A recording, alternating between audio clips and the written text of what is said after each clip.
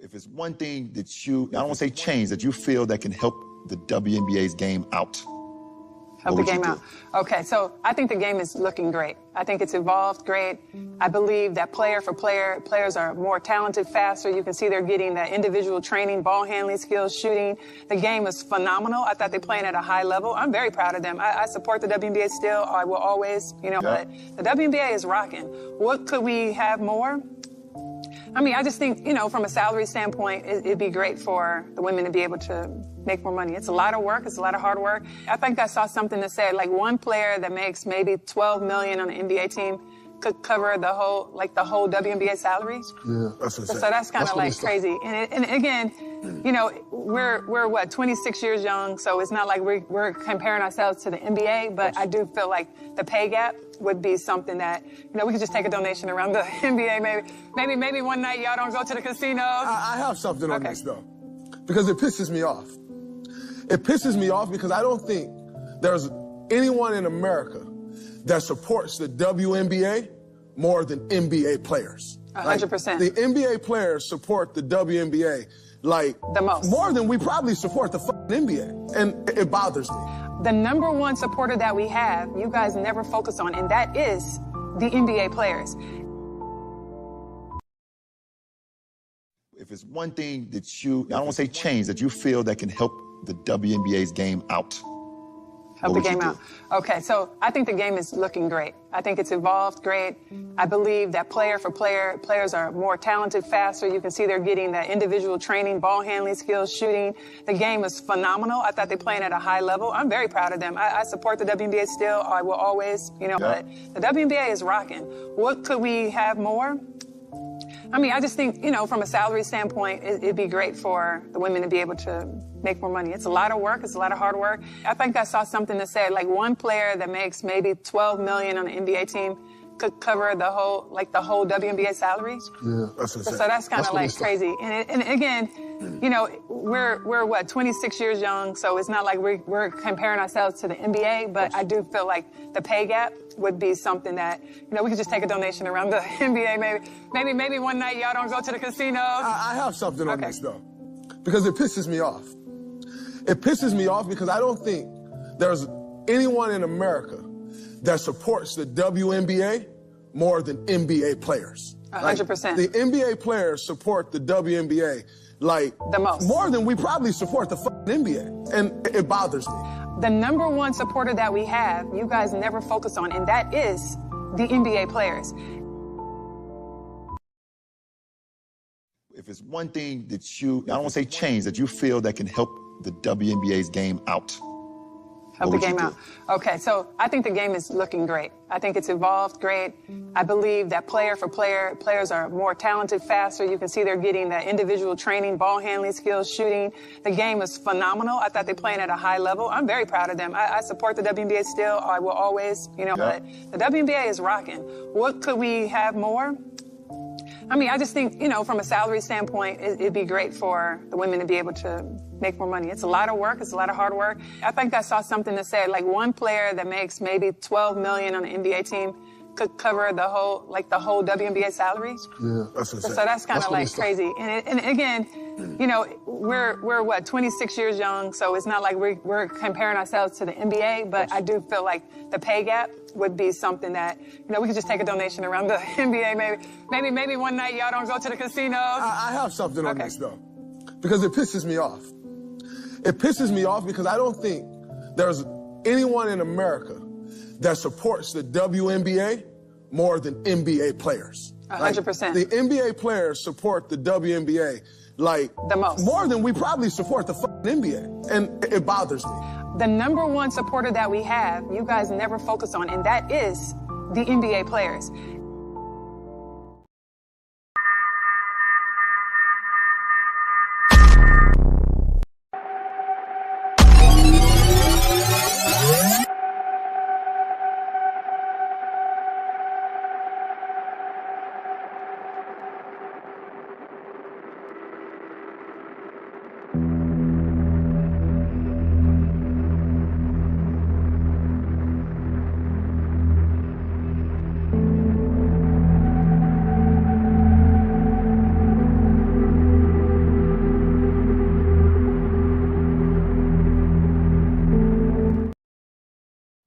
Ladies and gentlemen, I'm Evelyn.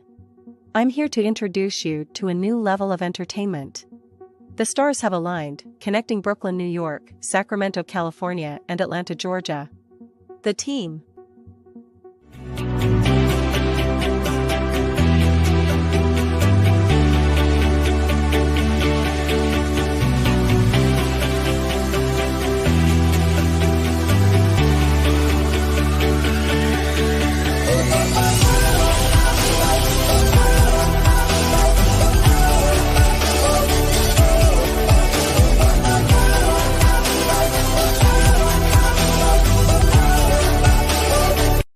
Introducing Flatbush, Brooklyn's finest, the boss, Chef Chupino.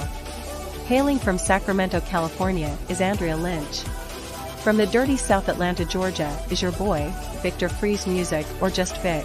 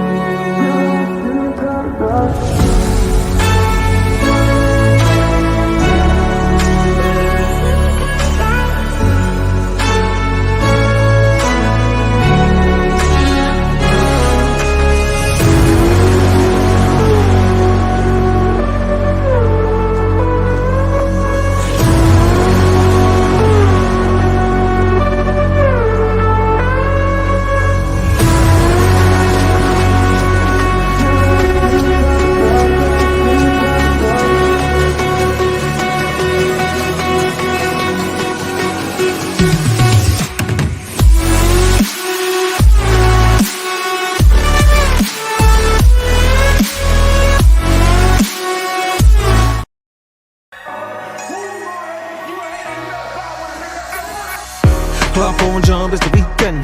Dream come true with the freak friends. Hitting down doors, that's the defense. Rolling with all, that's the offense. It me change, you let me peach. With a bull shaking to my maybe drop bands. So they don't buy, and I say, so they don't buy, you the kid play, baby, tell me what you want. Julian, I know you need fun. Ever since remember we been knocking at the door. Y'all been moving paper, we be running up the school. Y'all before that pillar, we was sleeping on the floor. West side Africa, you know the shit ain't wrong. I don't care what they say. We don't care. Driving all night long. I don't care what they say. We don't care. Pop it, baby. Come roll with me. All night long. My time's relax, my mind's relaxed. I got now from who got next. Here's my number, just send a text. You got a man and she responds, nah. Okay, showing up. I'ma let you go, don't wanna hold you up. I'ma call your phone when I put it up. Whoever let you go must be dumb as fuck. Wait for. Girl, you so fine, I'll pay for. Fly you first class to LA for. Body so blessed, I pray for. Body so blessed, I pray for. Because I don't care what you say. I don't care what they say. We don't care. Driving all night long. I don't care what they say. We don't care. Driving all night long. My nigga, I killed it. Night long. This the part where you get your girl, nigga. Make sure she focused, nigga. Make sure you focus, nigga. Let's go. 1, 2, 3, hit it. I don't care what they say. We don't care. Driving all night long. I don't care what they say. We don't care. Driving all night long. I don't care what they say. We don't care. Driving all night long. I don't care what they say. That's a hit for your ass, nigga. Hit for your ass, nigga. Prophet the One. Follow me on all Instagram sites, PROPHETTTHEONE. That's Prophet the One in case you couldn't spell. But if you could, you already got it. Like Prophet like God, and then duh like duh, nigga. And then one like nigga, I'm the motherfucking one, nigga. You can't miss it. Follow me now. Yeah, what it was. Let me talk. Yo, man. It's the first five on the break. The first five. That's it. Vibing all night long. YouTube streets. What's up? It's your boy, Chef Chupino. Welcome to another night of intellectual debauchery sponsored by Maison Chupino Italian Footwear, as well as the Maison Chupino flagship shoe and the Zaire Guillaume low top. What's going on, family? Your boy is here. Had this one sitting in the clip for a minute, or sitting in the magazine, depending on where in the country you are. Had this one sitting for a minute. I wanted to talk about it. I wanted to think about it. Hold on one second. Baby, could you lower the volume, please? Daddy's live. Life happens. So this one's been in the clip for a minute. I had to think about it. And then the unfortunate incarceration of Brittany Griner made me pull back on it. It was so crazy. It made me pull back on it. And I feel more comfortable now covering this topic now that she's home and, you know, her freedom has been secured. I know there's a few conversations about that. We may end up getting into that particular conversation. But tonight we're talking about this thing here. Yes, you want to call it clickbait? That's on you. WNBA, aka welfare's next best asset. All right. You see what I did there? All right. So that's what we're going to be talking about. And if you guys saw that I did play a little bit of conversation, if you got in here early, I had a little loop of the conversation that Draymond Green was having with Lisa Leslie on LeBron's barbershop talk show.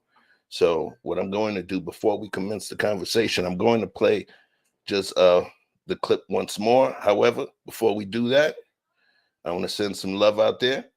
All right. Now, it was going to be a solo, you know what I'm saying? But I thought about it. I don't want to just be a talking head, you know? So, of course, I said, you know what? Let me involve some of the team in here. So, give me a thumbs up, big head lady. Hey. What up, Jay? What up, Chef? How you doing today? I'm chilling, man. You know, finally getting to talk about this conversation, huh? I know. We've been holding this for a minute. Right, been holding on to this one for a minute. It literally was going to go on, and then I pulled it back. So I'm glad we're going to have it. I know you have some opinions on the topic yourself, Yes, you know, but before we even get into all of that, how are you doing? How's the fam? How's baby boy? Family is doing good. Trey ain't been feeling that well, you know. That's women problems, okay? But I'm here. Okay. I got it all together. I got it all together for this show, so I'm here. So, for this show, I appreciate you. So, let's get this started and start showing some love to our folks. Okay. You know, and remember, ladies and gentlemen, my camera angle has moved. So, pardon me if you see me looking in the wrong direction. I'm still getting used to this one, right? Ha. Power couple. Harris Tribe Media Group in the spot. Thank you for coming through. My guy, Canada's finest. Peace and blessings to Gabrielle 7. A1 Day 1. Mika Marcel, what's going on? Death Mage Javon. Everyone, Black YouTube's favorite gamer. Check her out. She's been doing some really dope streams. Just on, oh, that's you. What up, Andrea? Tanique Anthony, the image guy and the botanist. And we're not talking about growing trees. We're talking about cultivating bonsai trees and other greenery. So check out his page. Tanique Anthony. My bro, Rudy, Uncle Rudy, Rudolph Thompson. Good evening, bro. Keep it going. Let's keep this going. Who else we got? Gabrielle hopes that you and the fam are good, Drea. Good, we are good. All right, let's keep it moving. Is there anyone that I did not see so far? I want to make sure. Hey, damn. All right. Sakap Fet, Boss Papa. Sakap Fet, for Haitian people, that pretty much means what's going on, what's up, you know, what's happening. All right. So peace, peace, peace. Now we talking. Red lipstick vibes in the spot. You already know what it is. Hey, knowledge and relationships. Good evening, my man M3Z. What's going on, family? Oh, we already got somebody already sent us a super sticker this early in the mix. Uh-oh. You know what that means. Okay, good job. Get mine, no problem. Hit my line, you're irking me. I hit that woosah. No, I don't got perks on me. I sleep good on God. Spend that money, make it reappear. Ta-da. I've been getting paid. I've been eating good. I've been putting on some weight. If I got a problem, I just call my brother babe. This is like a warning shot to get up out my face. This is like a warning shot to get up out my way. This is like a warning shot to get up out my lane. 1, 2, 3, 4, 5, 6 to the 7. My girl said I'm a dog, but all dogs go to heaven. Thank the Lord when I. Hey.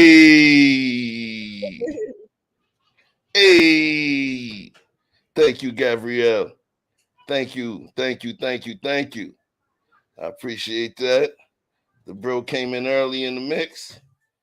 Tommy B, my guy. What's going on? What's up, family? Thank you for dropping through. At some point, I'm going to be delivering some of my feelings tonight. And, you know, of course, Andrea is going to deliver some of hers. But it's actually going to be an open communication, open debate. So at some point, I will be putting the StreamYard out there. So stay tuned for the queue. Who else did I miss? We got Harris Tribe Media Group. Hey, Hanifa Naila. Man, listen, she was the reason that I fell asleep on a freaking live stream that we showed y'all. Her hypnotizing voice did it to me. All right. You know, I'm an island dude. So hearing her accent and talking, I nodded the hell out, you know. Hanifa, we appreciate you. Thank you for coming through. Miss T.Y., thank you. Dawn Frank, A1 Day One. What's going on? Who else? I love the fact that we got,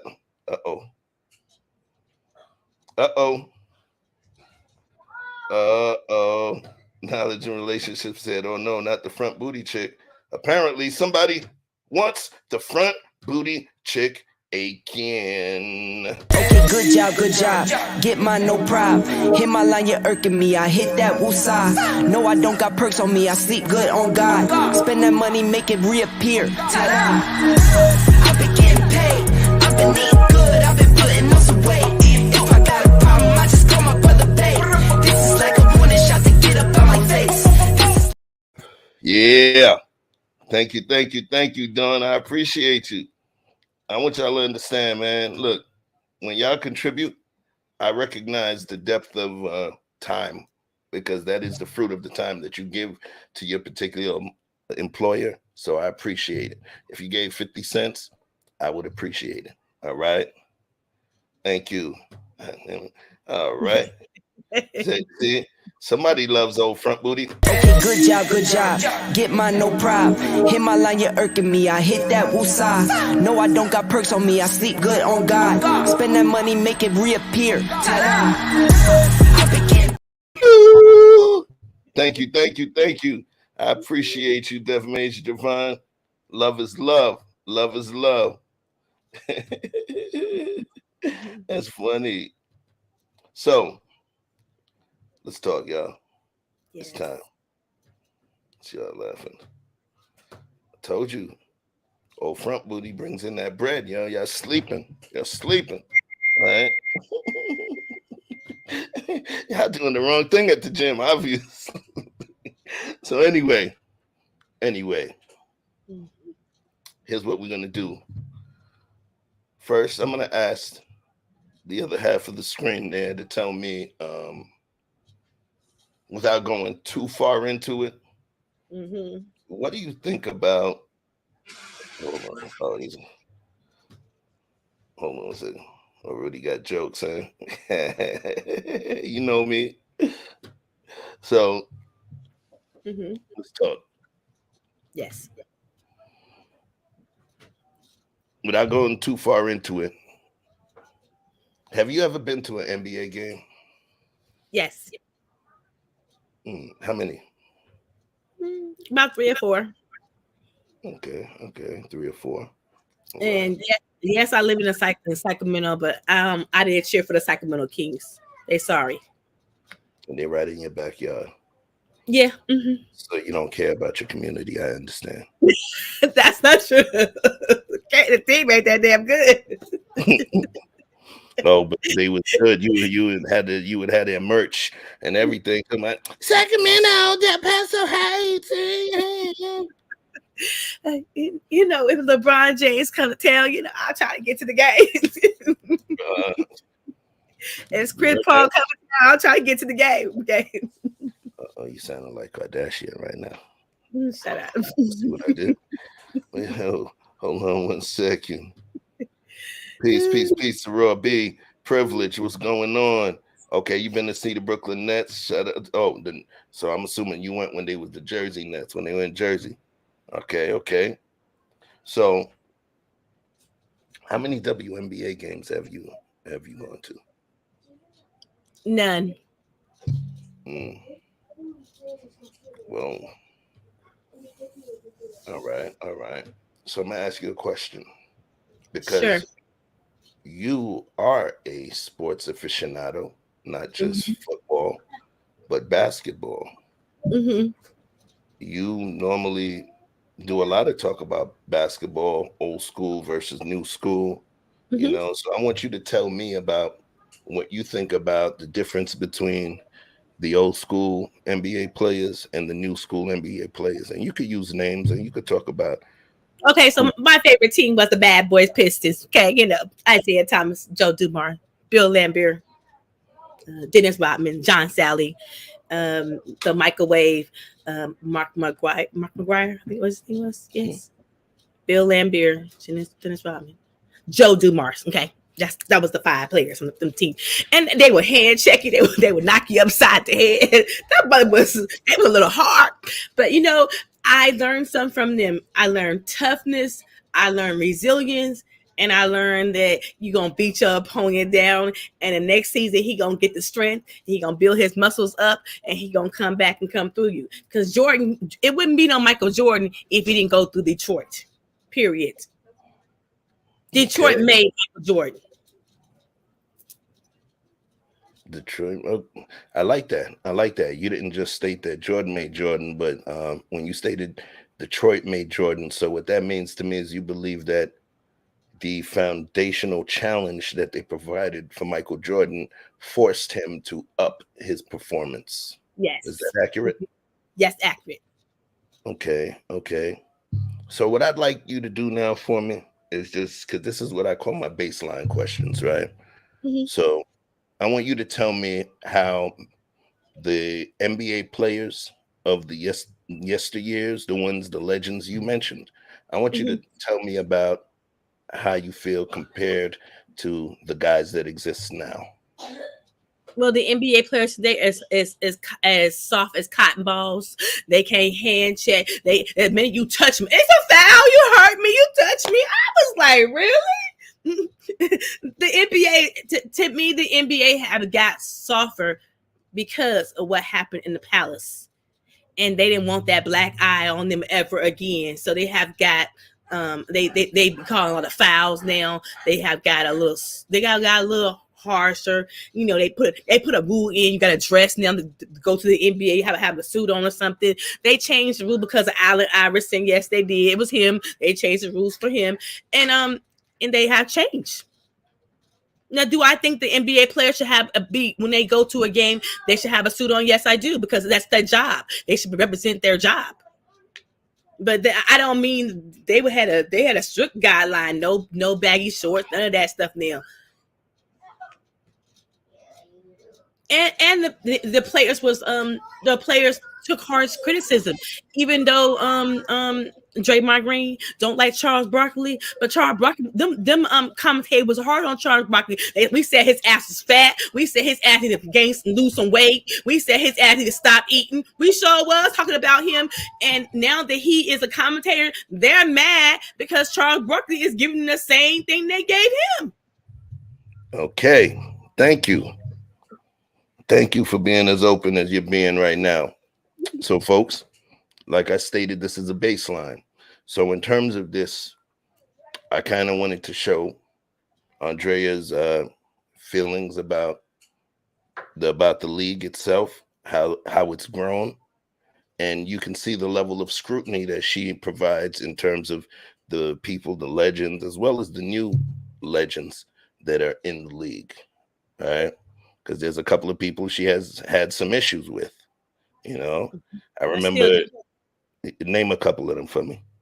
I got a problem with Kyrie. I got a problem with Kevin Durant, because sometimes I feel like, okay, so everybody ain't LeBron James. Let's put it out there. Everybody ain't LeBron James. And when LeBron James left to go to Miami, we was tearing his ass up. Okay, we was giving him hell about leaving. But the one thing that I will say, LeBron James, see, some of them players didn't get what LeBron James did get. See, they went to college, and I feel like when LeBron James went to Miami, that was him college years. Okay, and so he got to play with a championship was already won by Dwayne Wade. Okay, so he in Cleveland, he wasn't gonna win no championship in Cleveland. Them boys was playing, they was playing like it was just okay to play. LeBron James wanted to win a championship because why? He been known ever since he was in high school and college, in high school and junior high, not college.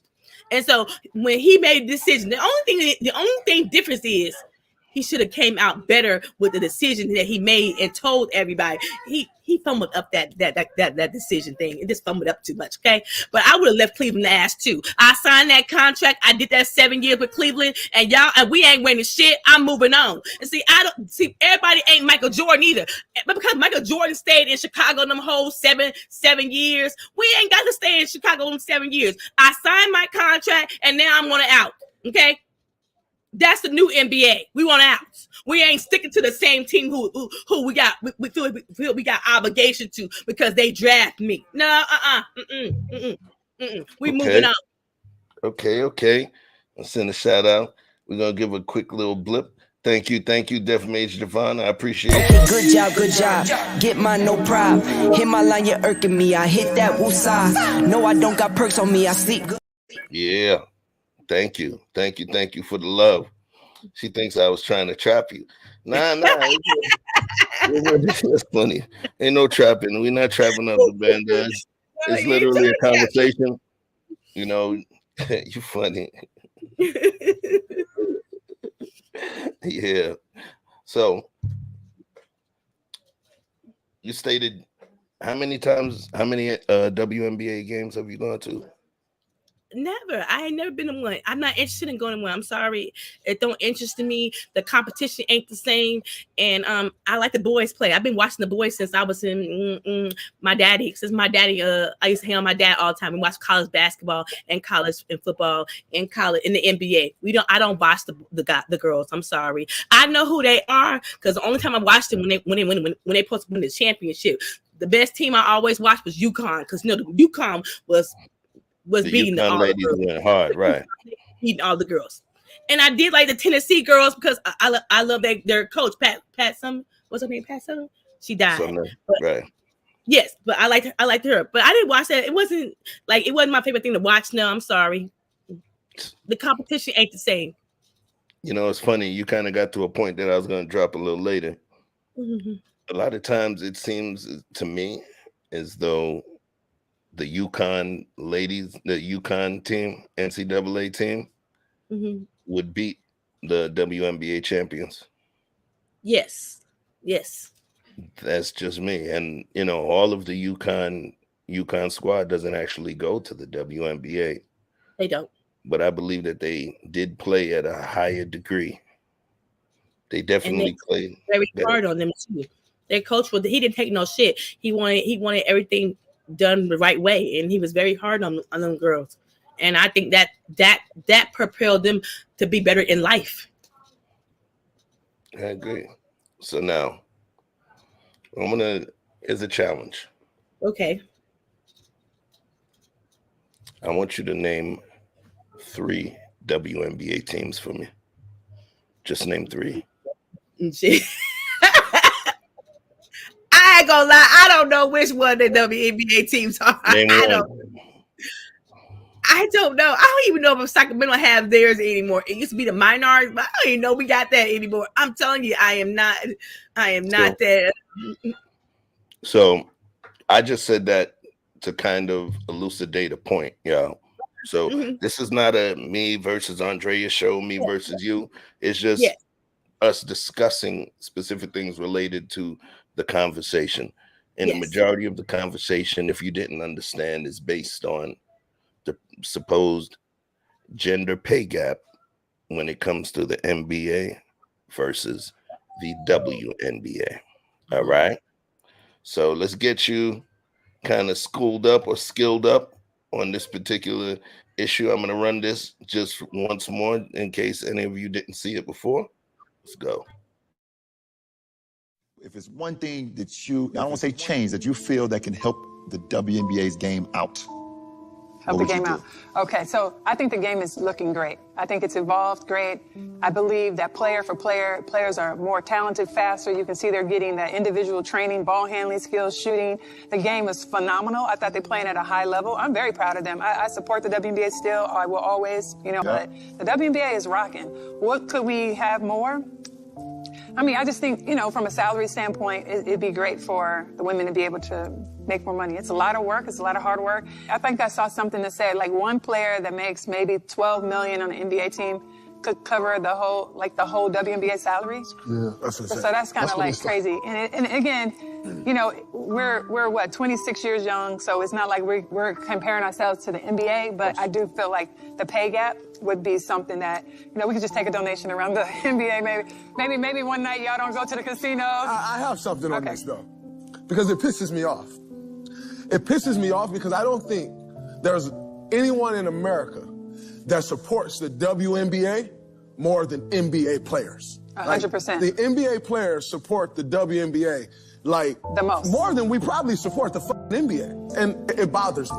The number one supporter that we have, you guys never focus on, and that is the NBA players.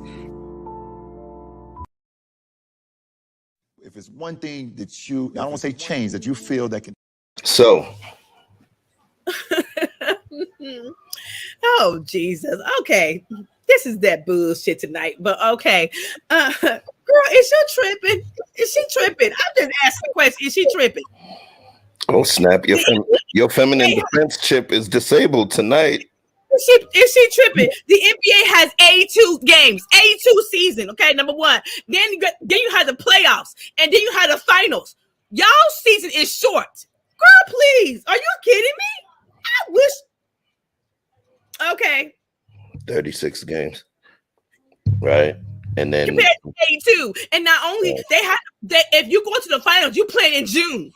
You playing in June and July. Okay. So shout out to Steph Curry, LeBron James, Draymond Green, and the ones who are champions know what it is to make sure they body be right for the NBA playoffs.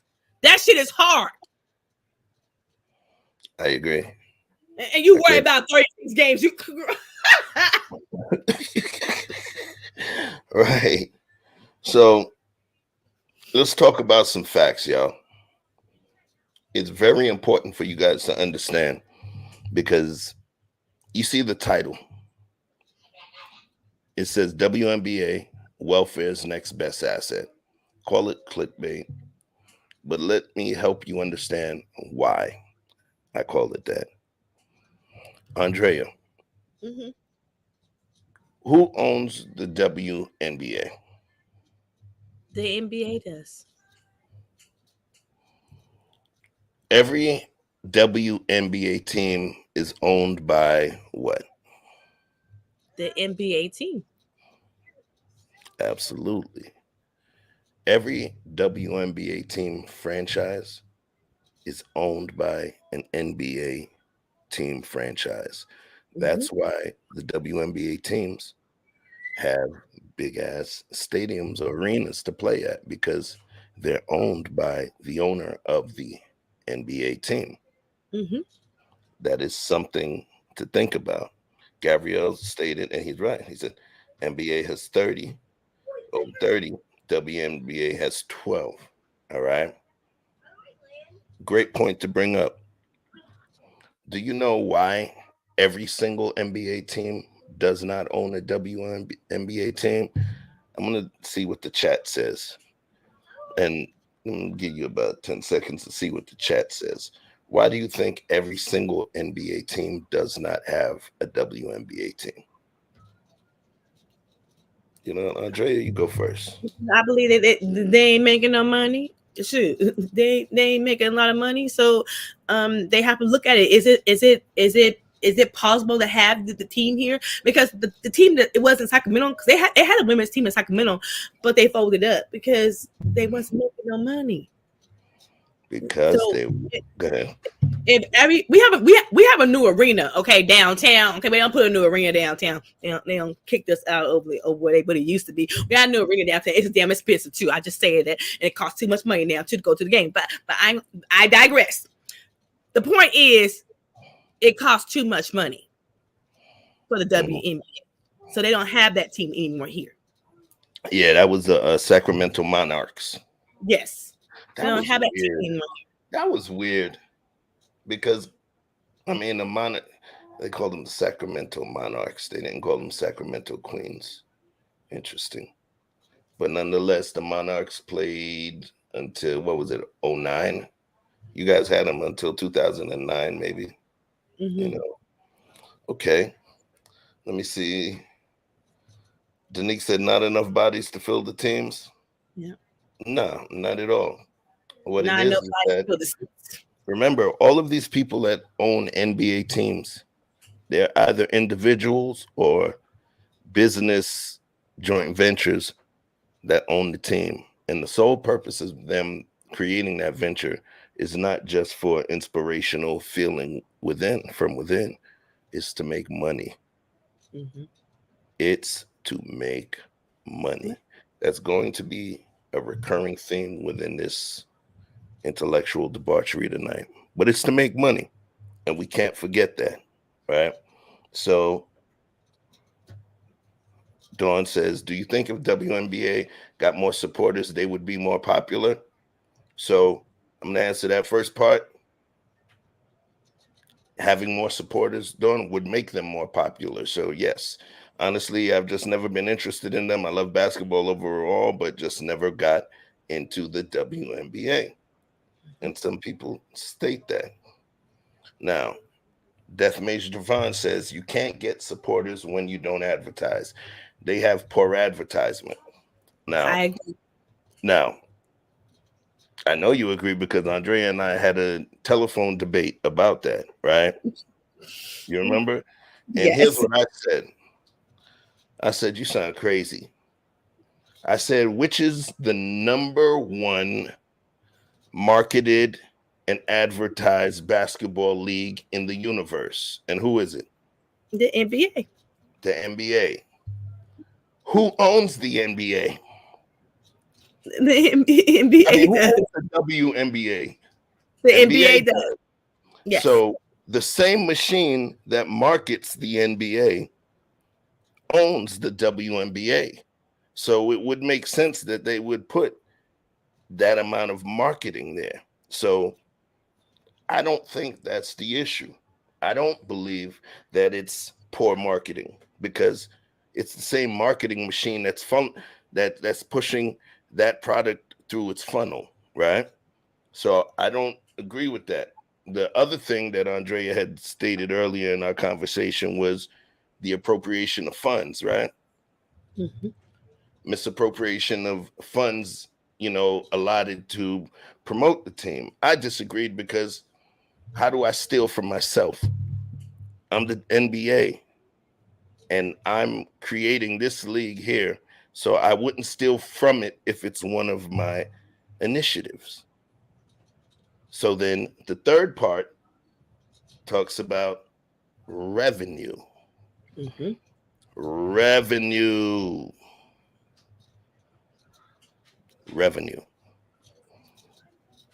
So in terms of all of those pieces, is we can speak to revenue. The NBA makes way more money. WNBA operates at a loss. Mm-hmm. So when we think about all of those things, the common factor is the WNBA and the quality of product that's being marketed. Yes. Let's be for real. And this is no disrespect to my sisters or any women globally.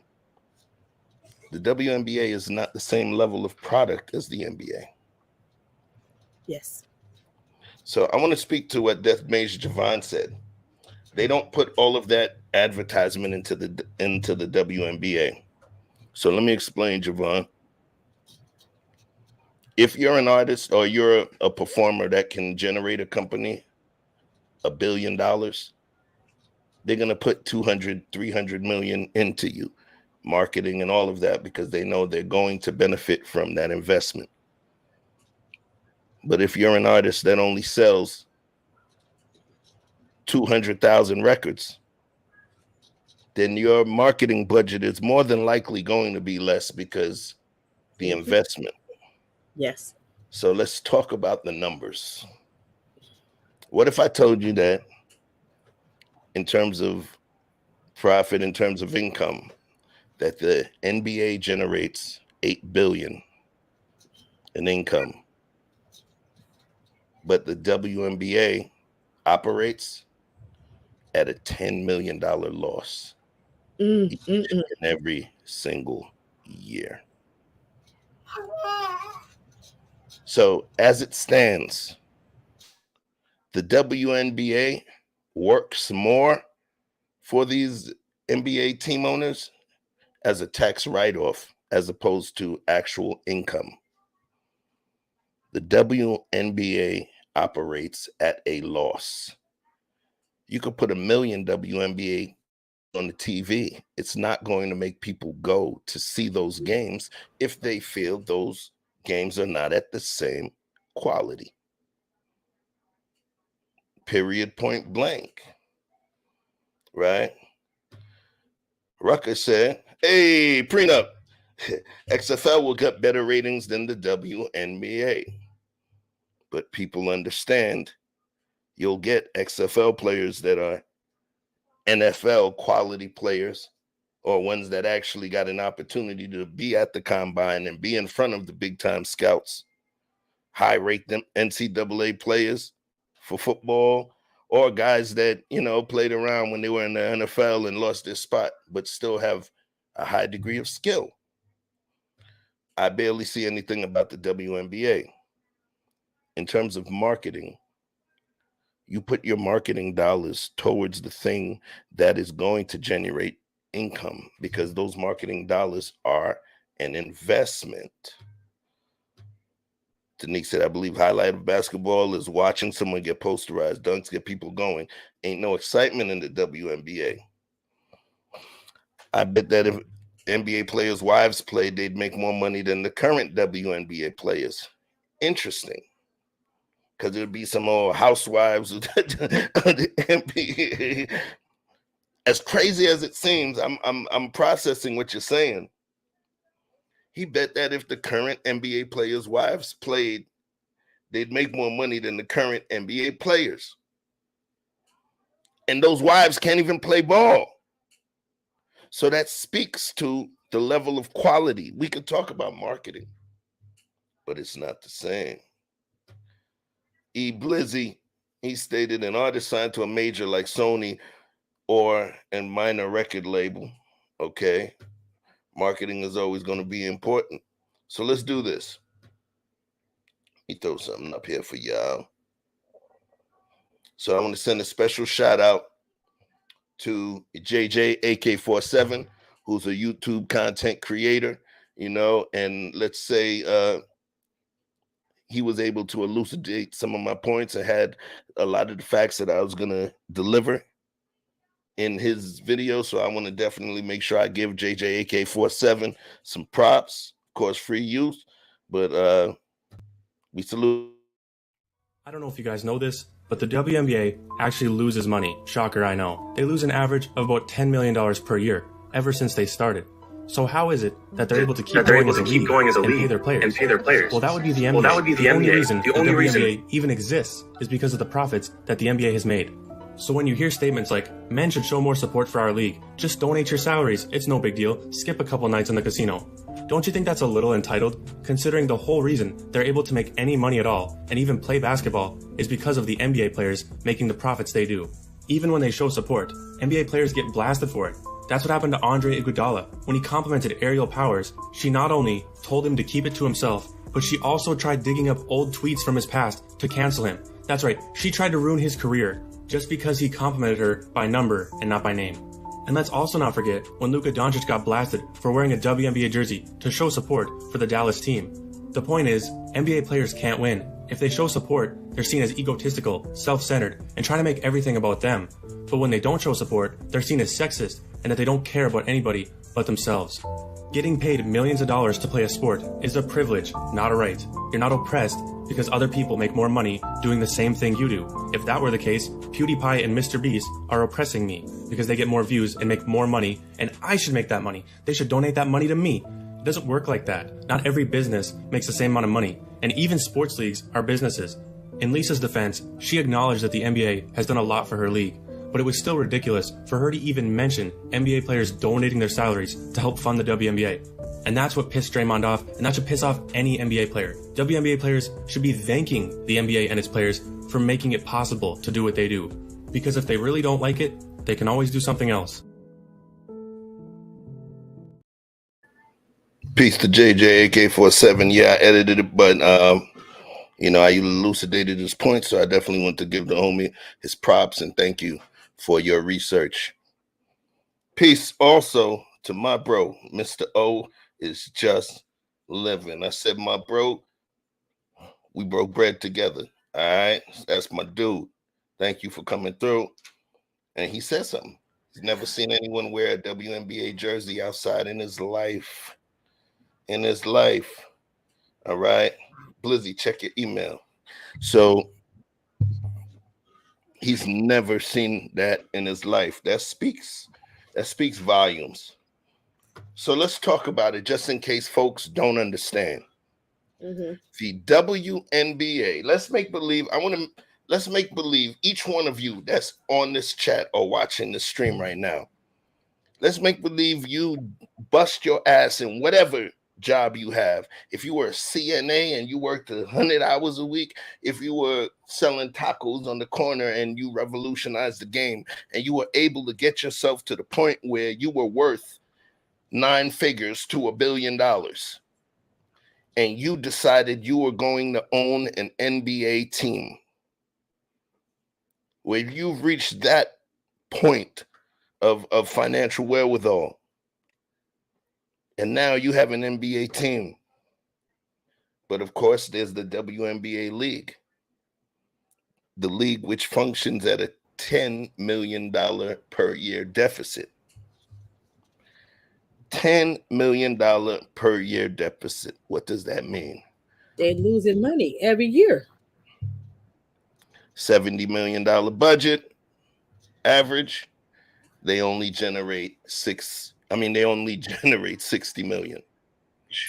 So they're losing money. So they pretty much become what's considered a write-off. They become more valuable. That loss becomes more valuable. You know? Now, of course,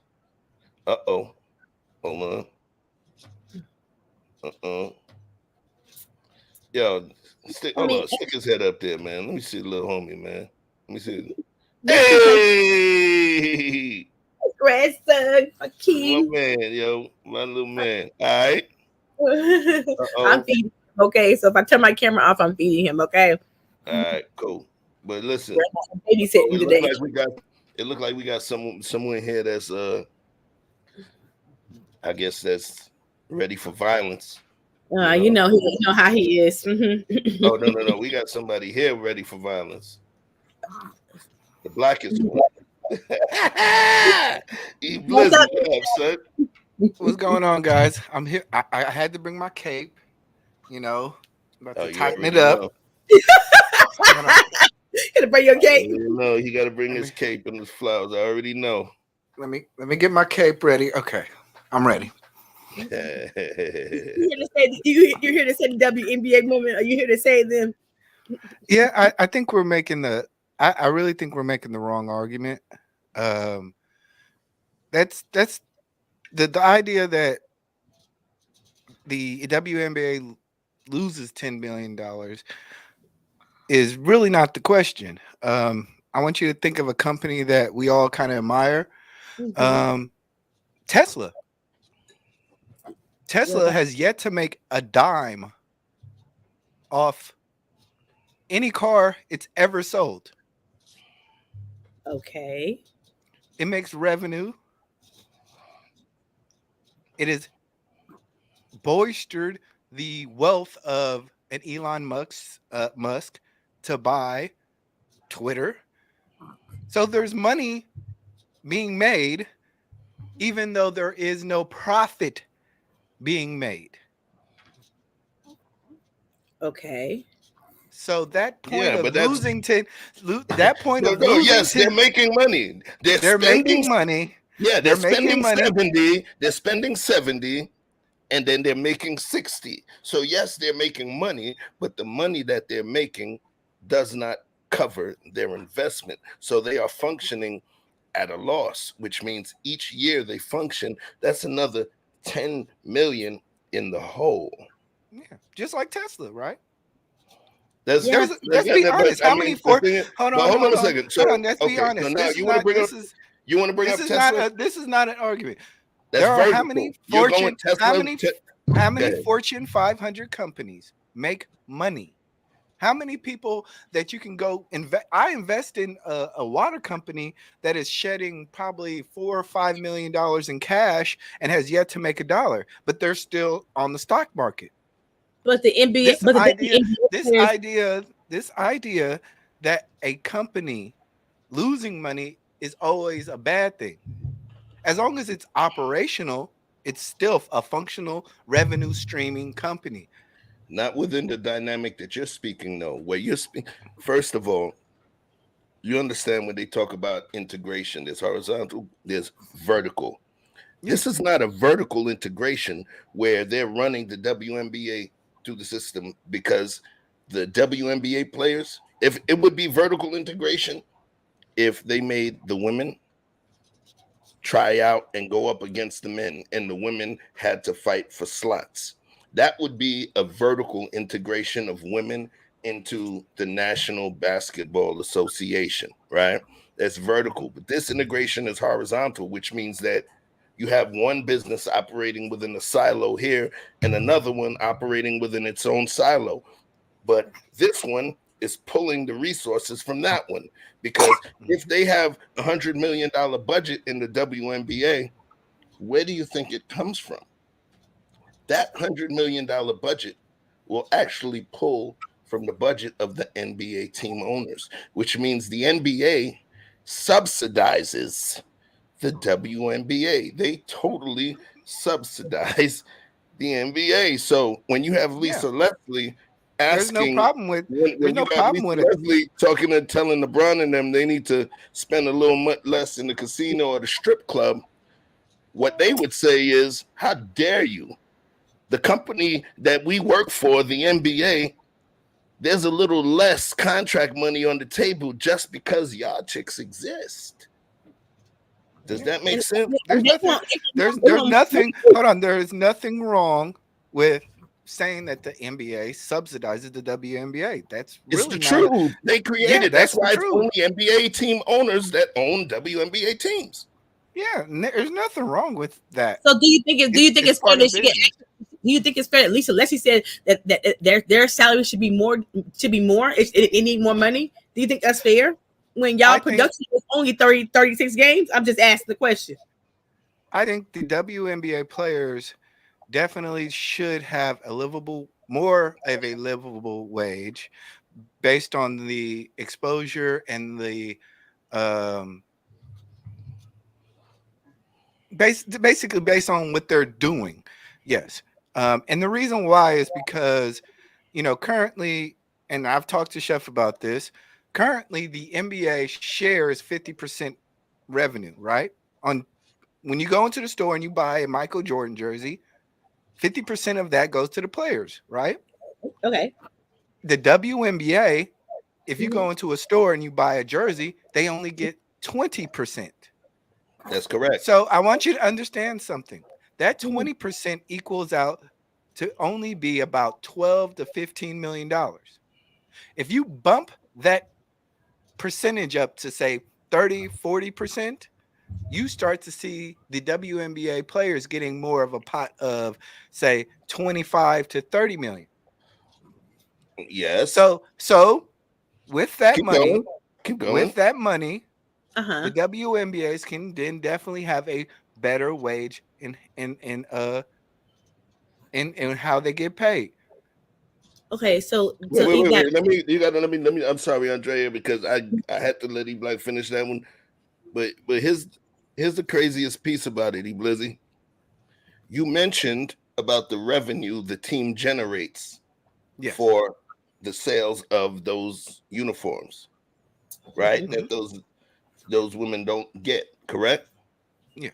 What I'm stating is, even with those sales of those jerseys, they're still operating at a $10 million loss, which means that if they gave them the jersey sales, that would now be a $25 million loss, Blizzy. They're already losing. You get what I'm saying? So when you say to me, oh, well, they should give them a livable wage and allow them to have their jersey sales. Well, guess what? Just like in the music industry, there's a 360 deal. They give you that big money up front, but then they own the rights and points on multiple aspects of your career. That those jersey sales are the only way for the NBA to mitigate its losses from having the WNBA exist. See, now, and that's subjective. True. That's very subjective because once you just said give them the jersey sales, and you just said 12 to 15 million. I'm talking about revenue share. That's what I'm talking about. The revenue. Okay. That when they talk about them functioning at a $10 million loss, right? That's counting the cost of doing business as well as the revenue. So what I'm stating to you is they're losing 10 million. If they gave the jersey revenue to the players and it was 15 million, that means they would have lost 25 million because they are not. It's simple math, bro.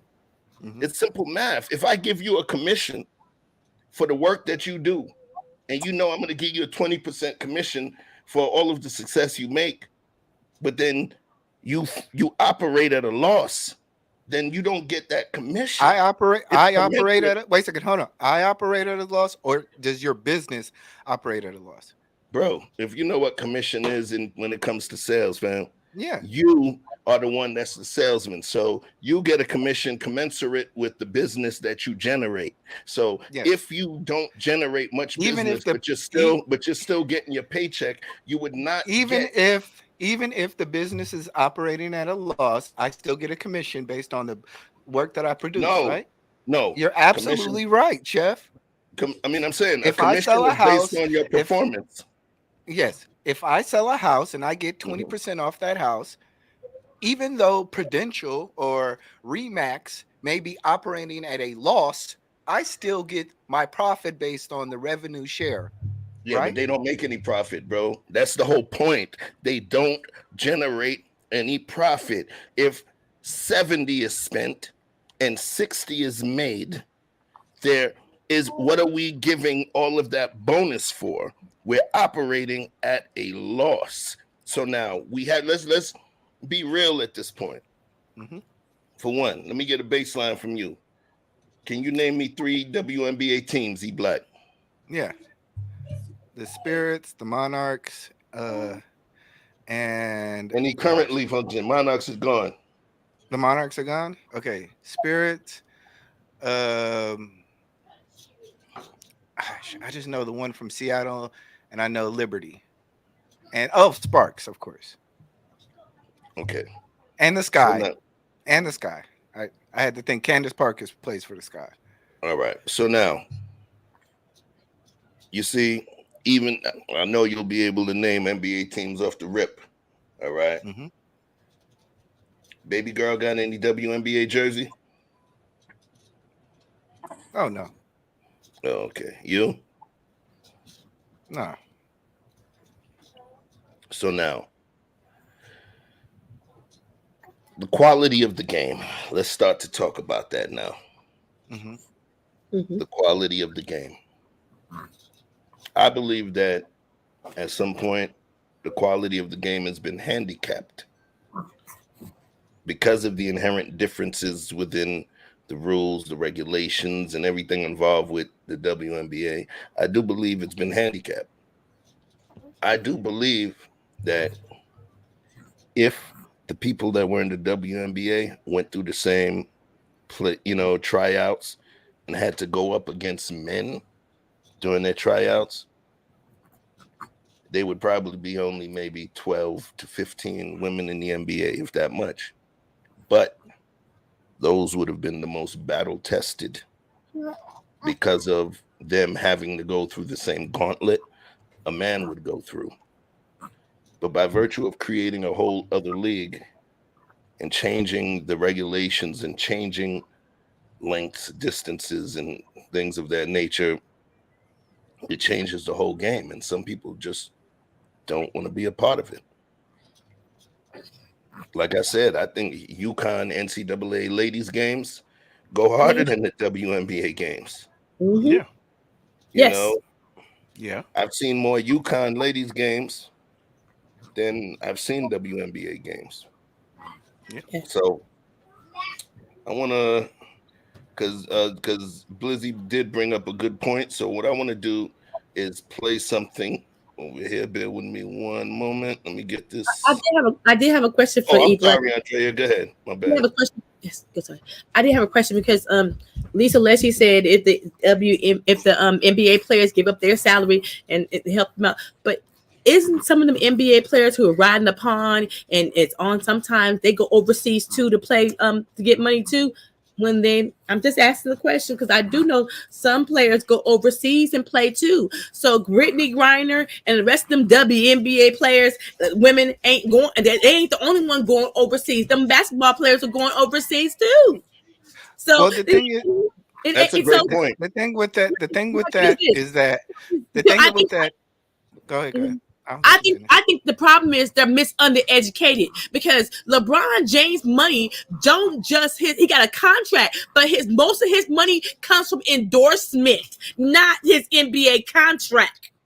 It's endorsement. So if the WNBA women wants to get their money, market their asses then.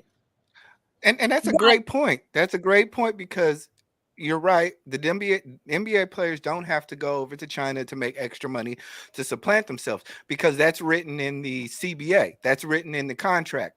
The WNBA players have it written in their contract that they cannot get more than $250,000 in sponsorship. Huh? Yes. So there is a collective bargaining chip in there that says even though you can market yourself, it is limited to $250,000 outside of the WNBA. No, outside of the marketing and and the exclusive agreements that you can generate within the NBA. Basically, it's limited to what you could get outside of them. However, there's times when you have collective bargaining agreements, which is almost like a union contract, right? There was something that was in the WNBA's collective bargaining agreement that is not in the NBA. Mm-hmm. They purposely made the season that much smaller, specifically in order to allow them the options to go play overseas to also complement their income here. And what ends up happening, they normally make a little more overseas than they do here in the US, right? Yes. Mm-hmm. So that was one of the things that the league also did to allow them the opportunity to make more money, because every single NBA owner that owns a WNBA team is functioning at a loss when it comes to that WNBA investment. All right. Let me get rid of, we doing good. We got bots in the spot. Hold on. Get rid of them. Yeah, I got rid of it. Okay, my guy. Appreciate you. Mr. O said male athletes sell product. Female athletes don't come close. Hey, Marcus Rodriguez, he said nobody want to play in the NBA because the league due in the National League contracts can benefit men and women more than playing the D League or a sub-league. Jimmy Fredette, Stephon Marbury, for example. Okay, automatically. So they have to play overseas. Stephon Marbury played a long time in China. Oh, Stephon Marbury, he's the Michael Jordan of China. They have a few statues of him over there. Yeah, so so I'm sorry if Lisa Let's want me to cry a river for what? When my guys are playing A2 season, when they playing the A2 season, and they still gotta play past June because the NBA finals is in June, and they only playing 63 games. What? Ain't a comparison. So let's see what Kelsey Plum has to say. I need y'all to mute real quick.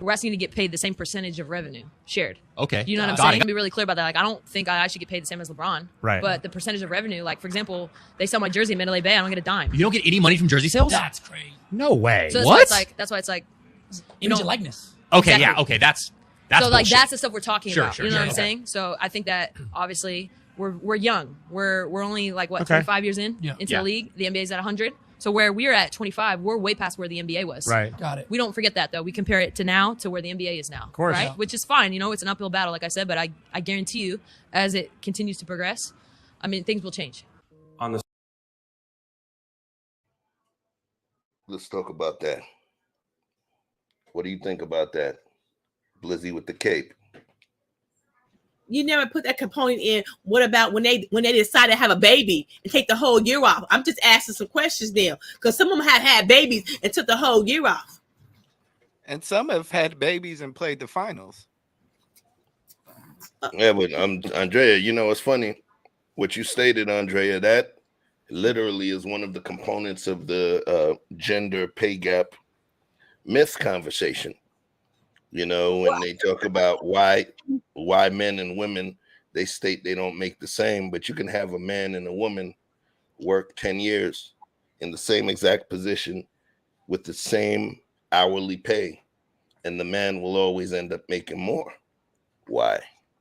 Because men normally work more overtime than women do. Men normally request raises more aggressively than women do because men are less agreeable.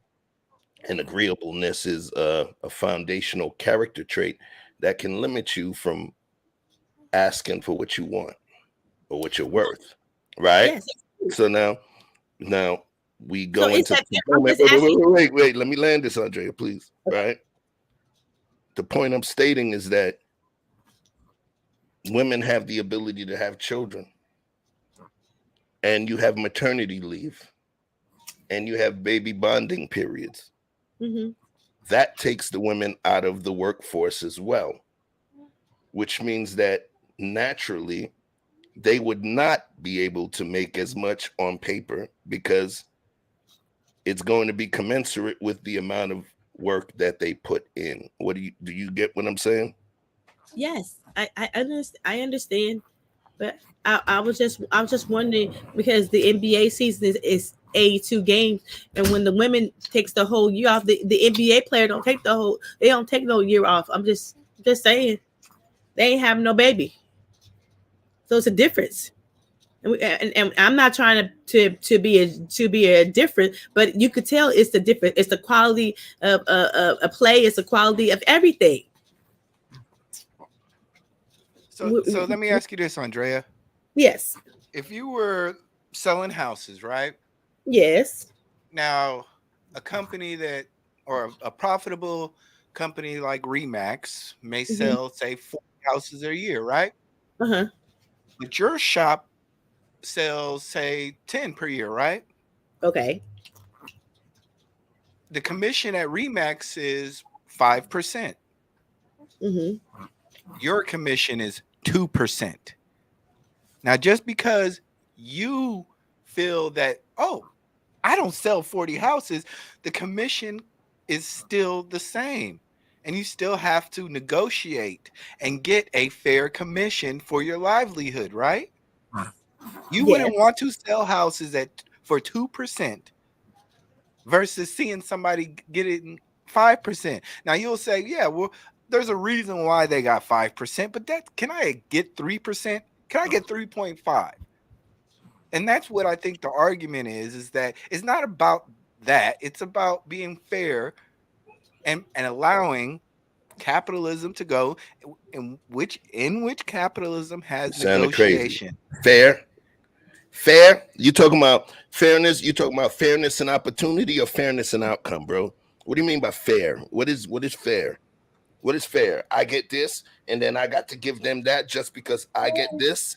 Remember, they only give me this because the amount of money I generate for them. So why do I give them that and they're not generating? It's a loss. It's functioning at a loss. We can talk all of this community-based shit that we want, bro. These ain't community-based people. These are billionaires and billionaire groups or conglomerates that are coming together in order to generate money. So I'm trying to understand how all of this community-based stuff has any resonance on these people making money. So let me ask you this. If you work for a company, if that company was to operate at a loss for a year or 2 years, would you accept lower salary? Your duty and your job title, you asked me a question. Mind you, these are people doing a job. Yes, so I understand. When you do your job, these are also people that signed the contracts that they signed. Exactly. These are people. So that's why I say there's a collective bargaining agreement that needs to be changed. And it needs to be changed to what, E-Black? I want you to tell me, because you said if I say something's wrong, then I think it's going to be important that I give what I think is the antithesis to that thing. Okay? If you telling me I'm doing, let me cut down. Okay, sorry, my bad. No, you good. Hey, get us on the screen. Hold on a second. Let me just say this. I'm behind this. I'm behind the comment, man. Oh, my bad. My bad. So, yo, all I'm saying is this. Oh, man, you made me lose my shit out there. Well, sorry. The point that I'm saying is, man, these people signed a contract, E-Black. They signed a contract. So when you say the collective bargaining agreement needs to be changed, you're stating that you want these business people to pay a group that is already losing them $10 million a year. You ever heard of the term throwing good money at bad money? Do you realize that this subsidy, and this is my opinion now, I'm gonna make sure I state opinion. This subsidy is one of the things that's keeping the WNBA not making money. That is, I don't know about that. You look at the title. Look at the title, man. What you think? I just the NBA is a 3.5 billion, not million, $3.5 billion industry. You said the NBA? You said the NBA? Yes. NBA. So when you're talking about 10 million, $8 billion $10 million loss, I want you to understand a billion is 1,000 million, right? They've done it 3 times. And you're talking about a $10 million loss is keeping the NBA from making money. I think you gotta support. I think you gotta support her, Blizzy. I think you gotta support her on deck. So should we stop farming too? Listen, yo. We should stop farming. So you feel like the WNBA should get paid just as much as the NBA players? Yes or no? No. I think they should get paid. So why? I think they should get paid. I think they should get paid a fair amount based on the work and the revenue that they generate. What's the fair amount? Okay, wait. Hold on a second. Listen to what you said. Say that last piece again, my brother. Thank you. I think the I think the WNBA should get paid the amount that a fair amount in which they generate. Boom. Boom. E Black, watch this. I absolutely agree with you. And guess what? That's what they're getting because they're functioning at a loss. So you want them to get a pay commensurate with the money they generate. And what I'm stating to you is in the fact state, they are functioning at a loss. So they are getting what's commensurate because and you stated 3. NBA is actually 8 billion. All right. Oh, 8. Okay. Yes, 8. That's okay. 8 1,000 million. Okay. All right. So let's play this and you're gonna get where we at. Hit mute, y'all, so we don't echo. Surface, it makes sense. All WNBA players want is equal revenue sharing, just like the NBA. 50-50, right? But then you realize NBA players have something that WNBA players just don't have. Talent. Leverage. Negotiations, CBA, it's about leverage and what you bring to the table. The reason why NBA owners are willing to give players 50% of the revenue is because they're the most marketable athletes on the planet and they make them way more money than they're spending. The WNBA loses money. How are you going to ask for more revenue from a league that's losing money? The only reason the WNBA is able to keep going is because of NBA players giving up some of their money to help fund the league. The NBA has been subsidizing the WNBA for years. The WNBA has never made a profit. Ever heard of a budget? The league can't afford to pay you. They've never been able to pay you. The only reason you make any money at all is because the NBA has been giving it to you. In the next CBA, if the players walked away, the owners and the league would lose a ton of money. It'd be a complete disaster. If the WNBA players walked away from the next CBA, no one would care. In fact, they would probably be happy because they're losing $10 million every year and they'd be able to keep that money if the league didn't exist. Now, I'm not saying to cancel the league. What I am saying is you can't demand more salary from a league that can't afford to pay you and the owners aren't getting anything back from their investment. They are losing money to give you money. It's a charity. And the fact that you're ungrateful and say, we want to make more money like the men are the ones that are paying you. If the men didn't play, you wouldn't play. If the men didn't exist, you wouldn't exist. I will never understand this kind of entitlement. Why is it everyone else's fault that no one wants to watch and you can't draw an audience? Why do you deserve millions of dollars just because others do? You don't get paid as much because you don't make as much. It's just that simple. The reason why people are upset is not because you say you want equal pay to LeBron James. It's because men are subsidizing your league, giving you everything you have, yet they still find a way to blame men and act like they're the problem. Lisa Leslie said that NBA players should donate more of their salary to help pay WNBA players. Megan Rapinoe calls it wage gap because they're doing the same job. Not to mention, one makes substantially less than the other. When players in the WNBA refuse to look in the mirror and take accountability as to why their league isn't making any money, it's really hard to feel sorry for them. And to say that it's men's fault, society's fault, that your league isn't as popular is just a joke. It's really easy to watch film of the WNBA and compare it to the NBA. I want to make sure I include the chat in the mix, right? Mm-hmm. So Javon said, so how can they fix this? Because they do work hard. Yes, Javon, they do work hard. but they have a shorter season, a much shorter season than the NBA, right? Mm-hmm. It's a shorter season. So they play less games. That's one piece. They don't sell out. So it works like this, Javon. If this company is going, they're making so much money, they recognize they're making so much money, they know they can afford to hire this many people, and they do so. But now, let's say this particular thing was some sport that men normally do, but because they wanted to give back and empower women, girl power, they subsidize an opportunity for women. Words, subsidize, not invest, but subsidize. Okay. So when we talk about subsidy, these companies, in terms of their budget, they're putting money aside to run this particular league, which means they're taking money that they could have had to run the team over here, and they're allocating that money for this particular league. They have the stadium, they utilize the same marketing machine.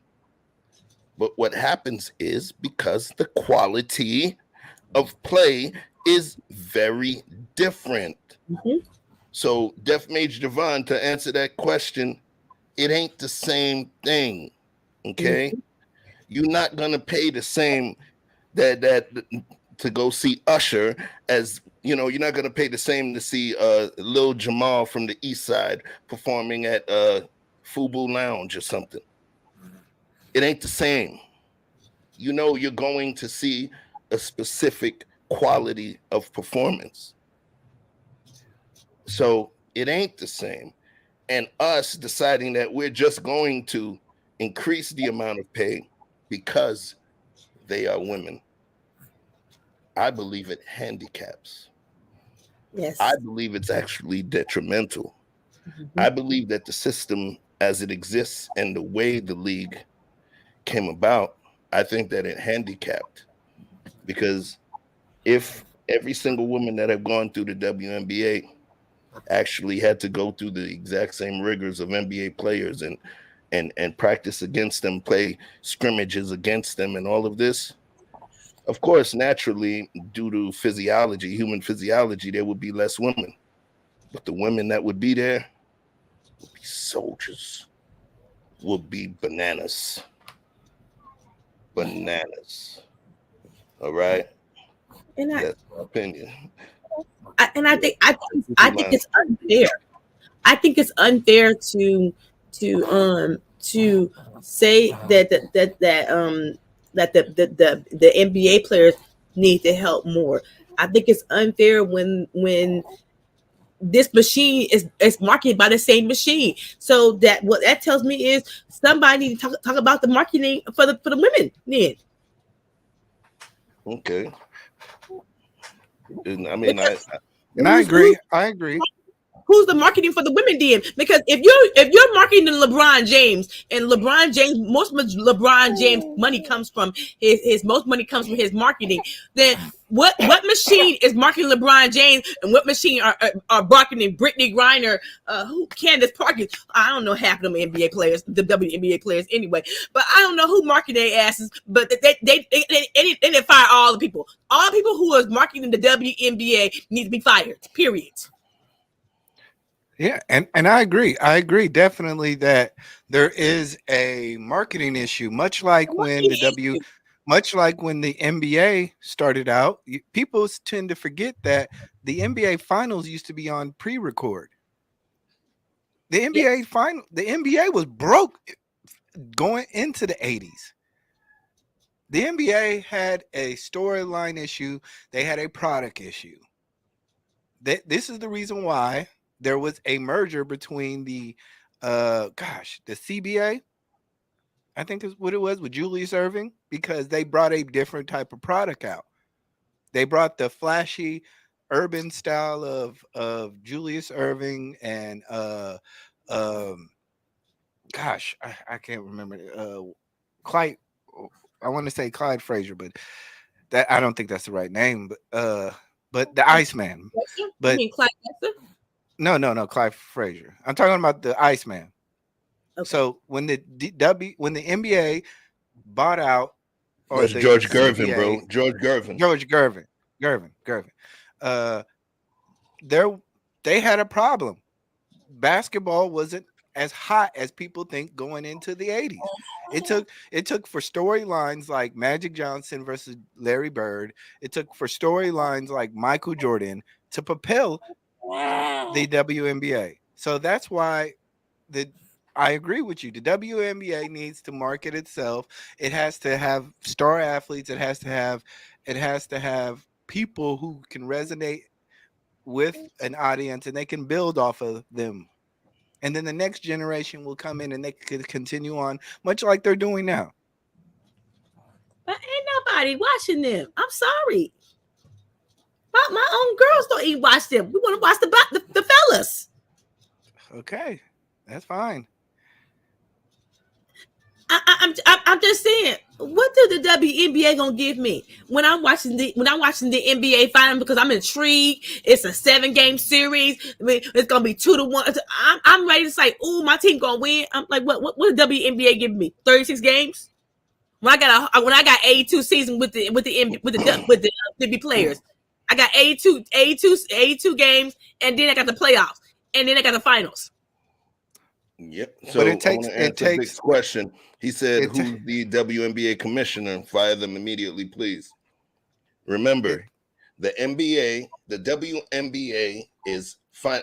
The WNBA will not exist without the NBA, which means that each and every team member or team owner that owns, and all of them don't, because all of them do not want to assume that loss. All right. So there's only about 12. So the Kathy Engelbert, right? She's the NBA, she's the WNBA commissioner. But all of that doesn't matter because she works side by side with Adam Silver. Yes. Remember, we are talking about, this is almost the equivalent of the whole Deion Sanders conversation, just a tiny bit. And it's folks counting other folks' pockets and talking about how much they can afford to lose and how long. Yes. And it's always about folks from the bottom speaking to what the folks from up top is supposed to do or what they are supposed to do. When we're talking about how much loss someone can afford to take, that conversation consistently bugs me out, because also in terms of different folks ideologies, it will consistently bring certain folks to the forefront based on ideology. How can you tell me how much I can afford to lose and how much I should invest and lose each year until something happens? Talk to me about that. It got to make sense. Make it make sense. I think this is where the unfairness comes from, because like I said about Deion Sanders, how long does he supposed to take a loss and pay it out of his own pocket and donate half of his salary back to the school? Nobody ain't doing that in their right mind. The white coaches don't have to do that, and we always want our people to do that. Take a loss. Take a pay cut. No, that's not right. So, you know what? Let's do this, man. We're going to bring the conversation up. If you received the link from me, jump up to the back, because now we're about to bring this to the people. I don't want it to be just Chef stating what I feel. There's going to be more information I provide, but I want to allow the community into this conversation. All right. So if you got the link early, utilize it, jump up in the back, and I am going to be putting this StreamYard link into the chat. All right. Nobody wants to work for free. And I think it's unfair that Lisa Leslie. I know why Draymond Green got mad. I understand why he got mad. How dare you think I should take my money and help y'all when y'all ain't bringing nothing in? You know, it's funny. I saw a particular there was somebody that made an IG post. It was a young lady. I think her name was Viviana Rose or something like that. And she said, "So what if you did a paternity test and found out the child is not yours? You should still stay with her anyway. You should still stay with her anyway." I think there's certain behavior that can tend to handicap our women and create a false sense of entitlement. Because in terms of the things that are being said, you saw what happened with Brittany Griner. You saw what happened with old girl talking, with them getting upset about Luka wearing the WNBA shirt. Anytime one of the NBA players tries to show them some solidarity, it's always a clapback. It's always a clapback. Oh, well, if you really gave a damn about me, you would do such, and such. Do you realize that's biting the hand that feeds you? The only U.S. hand that's feeding you? This whole thing was created in order to give you an opportunity. It wasn't created because you generate any money. It wasn't created because this is something that I think is going to make us money. This is something that we did for the girls. This is something that we did for the girls. It's almost like child support. It's almost like giving to charity. That's for you guys to understand. The NBA, the WNBA, is the NBA teams giving to charity. There's no money being generated. It's functioning at a loss because the quality of product is not the same. And their pay is commensurate with what they're generating. They're still getting a salary and the business is functioning at a loss. So let's keep it going, because I know I was saying a bit. Hold on one second. And how long the owner supposed to take a loss? How long do the owners supposed to take a loss? How long? Go ahead. How long? Can I put my little 2 cents in? Sure. Okay. Like I said, once again, when the argument is not whether it's about equal pay. It's more or less about fair pay, providing a livable wage based on the work that you do. Also, collective bargaining agreements within your employer and yourself. We do this all the time in our jobs. Our jobs make billions of dollars a year. We contribute to them, and we sit there at our own jobs and we say, damn, can I get $1 raise? And then a person will tell you they're losing money. Why would I give you $1 raise? And you're sitting there looking at a guy who's the CEO walk out in a BMW and buying companies all across the world. And then you're like, we're not having the same conversation. And I understand what fair is fair. And I understand what operating at a loss is. But we're not saying that the WNBA is out here making zero profit or revenue. We're saying that they're not making enough. And when you talk about $60 million and people are getting paid $100,000, and you can pay all of them with literally $4 or $5 million, and all they're asking is a couple of percentage points just so they can say, hey, I'd like to have a little bit of that pie. I don't think that's unfair. I think we all do this in our daily lives. America is operating at a loss, but we still want the benefits and the revenue that come with it, right? Okay. So let's make sure that I understand this is more or less a gender discussion, But let's be fair about this discussion and Nah, this is math. This is math discussion, operate. fam. This is math. It's definitely math. But this is how. But let's be honest. Like I said, go to your stock market, look at the companies that are operating at a negative revenue, and do they still get paid? Okay. Do the employees still get paid? Do the let's CEOs still get I'm sorry. paid? Do the CEOs still get paid? Does everybody still in the procedure from up the top employee all the way down still get paid? And what's wrong with saying, hey, I spot somewhere where I can get paid a little bit more while we're operating? And that's all I think they're saying. See, I don't think let me before you jump in, right? What up? I want you to say your piece, right? And then what I want to do is this, because I want to finish this particular clip. So, Mr. O and peace, Mr. Peace, Hank, Beard Gang on deck. So, Mr. O, I want you to say your piece to address what Blizzy was saying.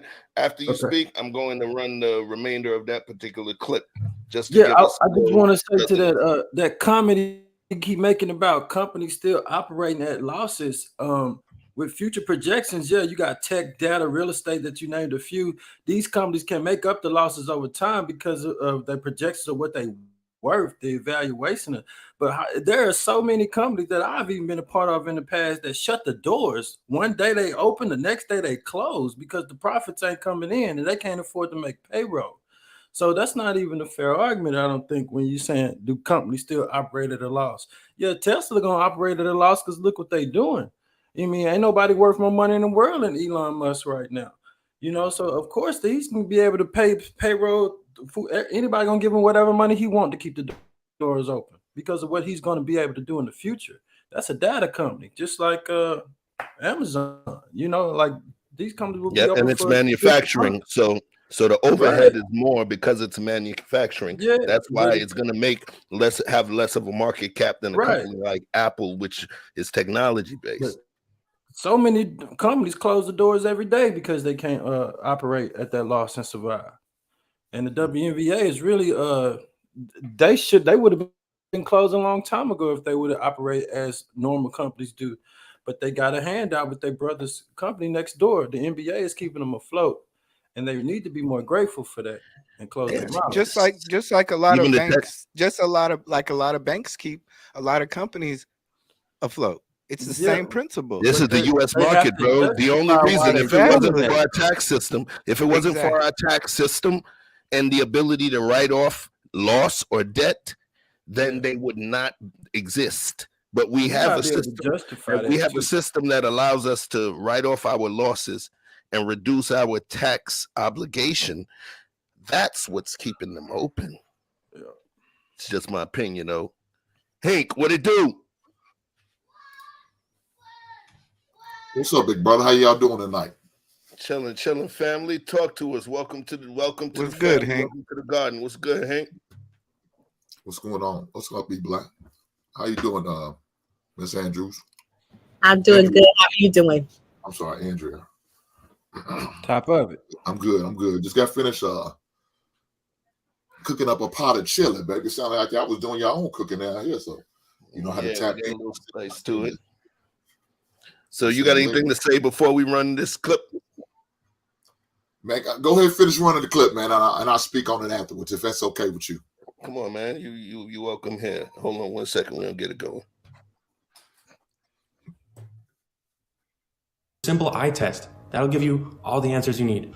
We can keep pretending that all men are misogynistic and they all hate women's sports. And every time someone watches the WNBA, it's progress. But that's just hiding from the truth. The truth is, the WNBA will probably never draw as big of an audience as the NBA. They'll probably never have as many fans, no matter how much we try. But it would help if you would stop blaming everybody else and just realize your league isn't as competitive. It's not as entertaining. In sports, that's all that matters. If your league was more entertaining, more people would watch.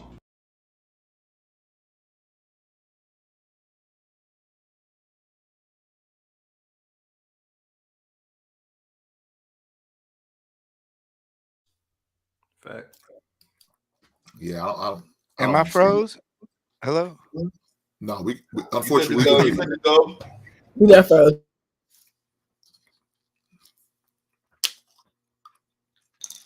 You want me to go ahead and go ahead, Chef? Yeah, go ahead, drive, yo. Okay, I'm sorry. That's my bad. No, you good. Now, what I was gonna say is, where's the feminists at? I mean, shouldn't they be out there supporting these ladies? Where's the empowerment of the women movement? Why ain't they out there? Why ain't the Black Lives Matter ladies? You know, some of their members. Why aren't they out there supporting this stuff? You want to these equalities and equal opportunities? Y'all need to be in every WNBA game that they can have. Anytime they're on television that you can't make it to the games, why aren't you watching it? Why aren't you driving up these revenues? We know women are the biggest consumers, but they're not consuming these women's sports. Even if you just turn your TV on for a few minutes and change the channel back over to Lifetime or the Hallmark channel, do that. You're not even doing that. So if you're having a man's dominated sport supporting you all the way, ain't that saying something? What is that? I mean, you don't. Women's Pride said we don't need a one man. Then if that's the case, then you should be using no money from the NBA in order to support your program, or you support your teams, or you support your leagues at all. What's the problem? But no, they do realize we do need these men in order to get certain things that we need, like continue to stay afloat. NBA's look here. It's not like the NBA is making all the money in the world anyway. Out of the major sports, they're probably sitting at about third or fourth. So, yeah, it's not like $8 billion, right?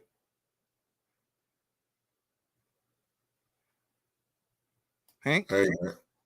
What'd you say? It's not like they did. It's not like they're just generating a small country worth of income. Who's that? The NBA? NBA. Look here, man. Everybody knows I'm just football. saying, like we like this is football's king. Football's king. At the end of the day, you play less game. You play NFL plays what 18 weeks. You understand what I'm saying? 18 weeks. He needs but Alexa. 18 weeks, they most times they fill up most of them stadiums. If they don't sell out them stadiums, they won't show the games on the local television, on the local channels. That's the requirements. NBA, it's just the opposite. Right. NBA is just the opposite. And guess what? You looking at only what 4 more weeks of the NFL playoffs. Then you have the Super Bowl, one of the best and most famous and important tickets. Nobody cares about an NBA Finals.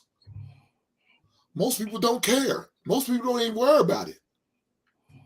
And the only reason why they probably get any on is because there's nothing else on at the time. Baseball's not on. They're not an issue.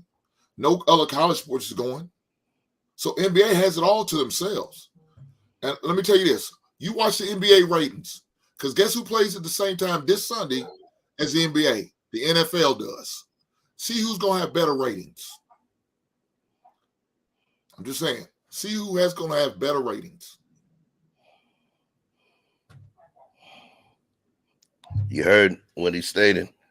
It's just facts and figures. That's why I spoke to the fact that I believe it has less to do with gender, and it just has to do with simple mathematics. Simple mathematics. So when we go and take a look, right? Actually, the completed numbers are 10 billion. This is how much they generate, all right? So now what I'm going to do is drop this. We're going to put a W in front of the NBA, right? Bear with me one moment. How much the WNBA generates? The WNBA generates revenues of 60 million annually, but it also has costs in excess of 70 million annually. So the WNBA does not make money. It has turned an average $10 million net loss per year since its inception in 1996. 26 years. 26 years times 10 million with a negative in front of it. So there's been a loss of $260 million since the inception of the league. They're losing money. They're losing money every year because if there's 60 million and their annual cost is 7 million, they're in the red already. From the beginning.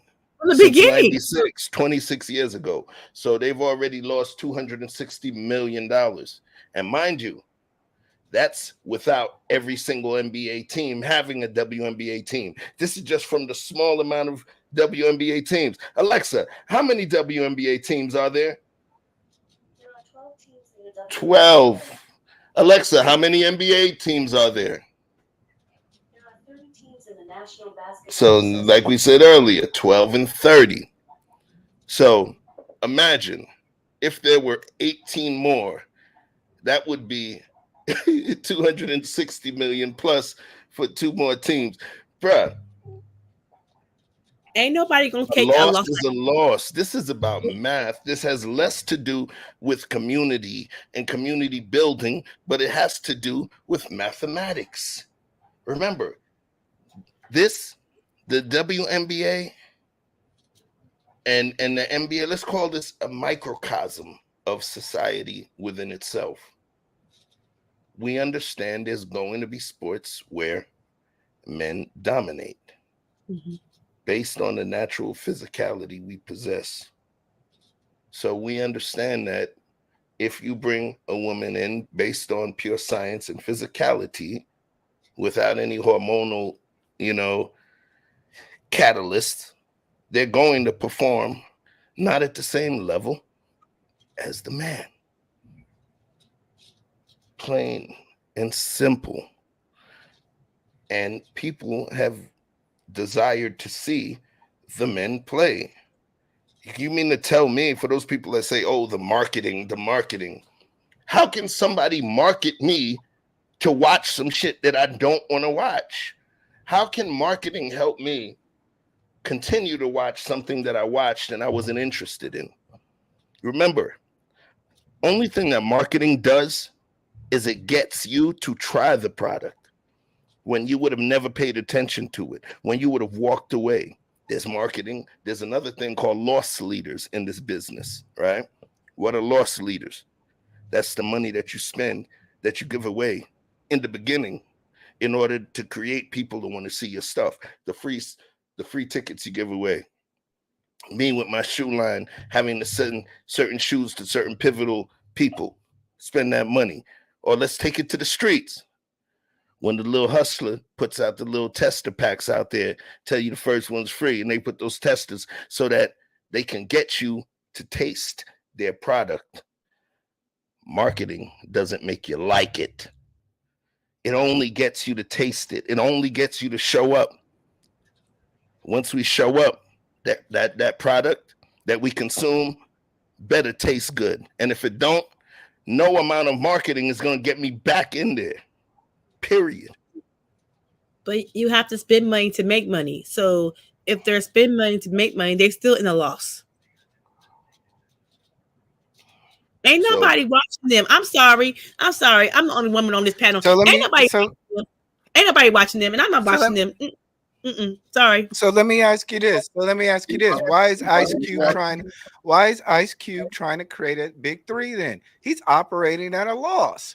Nobody wants to see old guys play 3-on-3 basketball, 3-on-3 half-court basketball. You know why?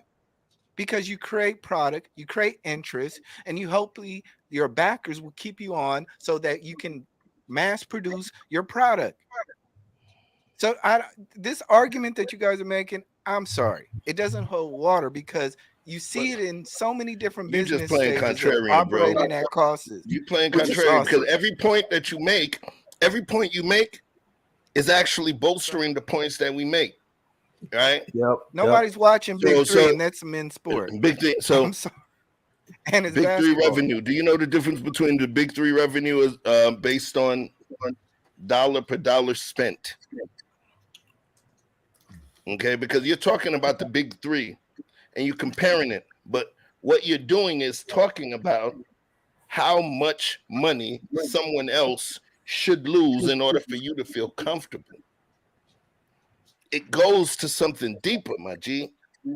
You're talking about how much money someone else should be willing to lose in order to bring about what I don't know. Some weird level of fairness. Because I understood that it's fairness and opportunity. It's not fairness and outcome. It's fairness and opportunity, not fairness and outcome. So you what wouldn't is it want that to we're see, trying to bring about? Let me ask you this. You wouldn't want to see the NBA say create a 3-on-3 league. It may not be as profitable, but they take it over for say 10, 15 years and they contribute to the sport of basketball, because that's what it is. It goes under the umbrella of basketball. Basketball doesn't just include watching basketball, it includes playing. Sneaker sales, socks, shorts. It's under the all-encompassing umbrella. So yeah, NBA may not make profit off the WNBA for the foreseeable future, but just like that, they will go into other countries and they will go into Africa like they do now, go into China like they do now, go into the UK like they do now to bolster the product of basketball. There's nothing wrong with that. And this is how, in fact, most companies do it. But E-Black, you talking about somebody who has the NBA backing. The big three don't have nobody to back them. Matter of fact, they try to discourage them at times. They don't have the backing of them. If you imagine that big machine behind the big three.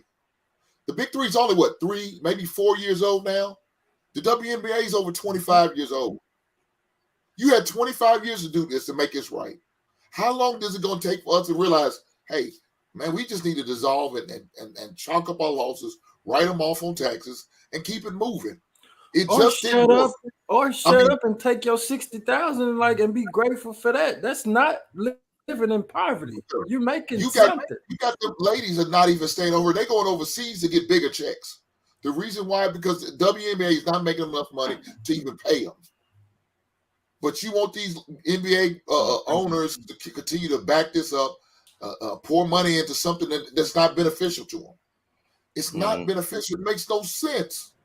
And plus, they only play 36. It's not beneficial, or it's not. It's not beneficial, or it's not profitable. It's not, because there is a profit. There is a benefit. There is a benefit. What is the benefit? Hold on. There is a benefit. Okay, let's let people drop that. Women's basketball. There is a benefit in having a women's basketball. I'm just sorry. You didn't have women's basketball. For the record, E-Black, just to help you understand the revenue aspect, because you brought up the big three, right? The average salary on the big three is actually more than the average salary on the WNBA. And they may operate, with less of a budget than the WNBA functions with, but their dollar per dollar investment is coming back more. Why? Because these players that are playing are players that people used to go and see on another team and would love to see them playing after their NBA career has ended. So on average, the three, you're not just getting scrubs out there, you're getting legends that's even coaching. So those big three players are actually averaging more than WNBA players, because the historical resonance of their name, their performance, and the fact they're battle tested, people are going to see them. His dollar per dollar in terms of the $1 billion and an advertisement that was put into them is paying off, is what you're saying. It's paying off more than the WNBA. There's more of a public interest than it is. There's more interest, bro. There's more of a desire for that product. See what happened to them. We want to see what happened to them. We want to see what they been. And now they paying them free. They care about what the women are doing. Yeah, because if I'm selling the product, I would much rather put my marketing dollars in the big three than I would with the WNBA, because one of those fans might buy my product. The WNBA doesn't sell anything. And I agree on that. Like I said before, I just think they have a marketing issue. I think they have a connection issue. I think they have a lot of issues in which It's going to take a storyline, much like when much like the NBA was in the early 80s. They gave you a storyline. They gave you Lisa Leslie. They gave you Tina Thompson. They gave you a storyline. The WNBA gave you the storyline. The women coming. Come on now. They gave you a storyline. They got one right now. They got one right now. They got one right now. Yeah. So I'm hoping it pays off. It won't. I hope it pays off. I hope everybody watches that first game. I guarantee they won't even sell out the arena when she comes back. I guarantee they won't even sell out the arena. Haters, man. They won't even sell out one game. WNBA. It'll pay off for her. He's like, why you for her? I mean, is your daughter about to try out for the WNBA or something? Is that why you? Nah, she's a piano. She a piano wizard, yo. Oh, okay. Well, I don't know why you pushing so hard. Chef, do you have the numbers? If Brittany Griner's jersey, look, I like a healthy debate. Did Brittany Griner's jersey sales go up during this time? Let's take a look. Do you have the numbers? Let's take a look. I'm pretty sure if you can find one. But let's be honest. But this is what you need. This is what you need. These are the things that you need to create valuable business. So I like I said, on principle, I agree with you guys. Brittany Griner's situation is gonna represent for the WNBA. I think Brittany Griner's gonna get paid. She's gonna sell her book. She's gonna tell her lifetime to lifetime. And she gonna do all that. She gonna get paid, but the WNBA won't get paid. It's the difference. Same reason why she was over in Russia anyway. Thank you. Okay. Right. I think, well, like I said, all I'm saying is, in terms of fairness, I think that in terms of fairness, I think 20%. They have every right to go to the collection the table and say we want more of the revenue share. They have every right to say, hey, we want to see allocation of money in certain ways because they are the employees. This is America. Right. They have every right, but they need to talk to their union representative. Whoever their union representative, they needed to have a conversation with them. Whoever's the head of their union rep needs to have a conversation. If they don't think he's getting it done, or whoever that person is getting done, they need to fire him and maybe hire somebody else and see what they can do. But then eventually he's gonna have to say, hey, we get the same answer. You don't rent to 3 different union reps. We get the same answer. And look at all the supporters that support this. The people supporting this narrative are not sitting courtside at WNBA games. They're going to NBA games sitting courtside. They're not even buying the tickets. They're not even supporting with their own money, talking about they want these women to have some share in the revenue that's coming in. They're not even supporting. Let me tell you what they're doing. They on vacation because the NBA season is not even going on while the WNBA season going. So they on vacation with their families while the WNBA season going on. That's what they're doing. Using up all their vacation time, not even paying attention. They read about it. They read about it on Google once the results of what team won. You think it's still COVID going on with the way they still playing the best out of 3 to decide a champion? Ain't that what they still doing? They still doing the best of 3 to decide the WNBA championship? Yes. Don't do that, Hank. Don't do that, Hank. Yeah, the best of 3. The NBA plays in 7 games. The first single round. elimination. And then the fun 5 games. Yo, wow. Max. I'm just saying, the first round is 5 games. So I'm just saying. And I think I got a little league trophy upstairs, man. It's bigger than the NBA trophy, ain't it? And MVP trophy. Oh, damn, they gonna be putting money into the trophy. They said we taking a loss on the trophies. Hell with this. Matter of fact, they ought to get a trophy. They just keep passing around. Everybody know they didn't get no individual. You gonna keep getting the same trophy pass around like somebody does in a fantasy football league or something. Just change the face play. The nigga's funny. He was like, they generally want the easy work. Where's the push for the WNFL? They ain't trying to get what? We black gonna get it started. Okay. Black gonna be commissioner. Gabrielle said, I'll never say women are better than that men are better than women, but we have to admit there's a difference between what men and women do. Naturally. There's going to be things that where Our inherent Achilles heels may be the inherent strength of the woman. That's the beauty of the yin and yang, and the what we call the homeostasis that our ecosystem brings. There's going to be things that we have that they don't. Just like, you know, that thing where they have you up against the wall and with the chair and all of that, and there's going to be stuff that the women can do with their body that we're not able to do, and vice versa. All it does is it speaks to the differences within our particular physiologies. You saw it when they introduced the mixed relays into, you know, the national and world track and field, even at the Olympics, where now you have men and women on specific relay teams, and you can watch and see the difference. There is a difference, and whether people are able to articulate it or not, they feel a difference, and they spend their money where they want that intrigue to be. Yeah, Chef, you see, I heard somebody say earlier, you don't see the female strippers taking their money to the male strip clubs and giving them some of the profits over there. Come on, man, take care of our girls over there. You see the chicks from the Gold Club, right? From the Gold Club in Magic City, they not trying to subsidize Chippendales and shit. Let me get off this panel. It was good talking to y'all. Well, I'm getting, you know, E-Black went use Chippendales to put himself through college, y'all. So don't mind him. Could the women survive the 80s? Nobody supporting that either. At the time of his life, wasn't it?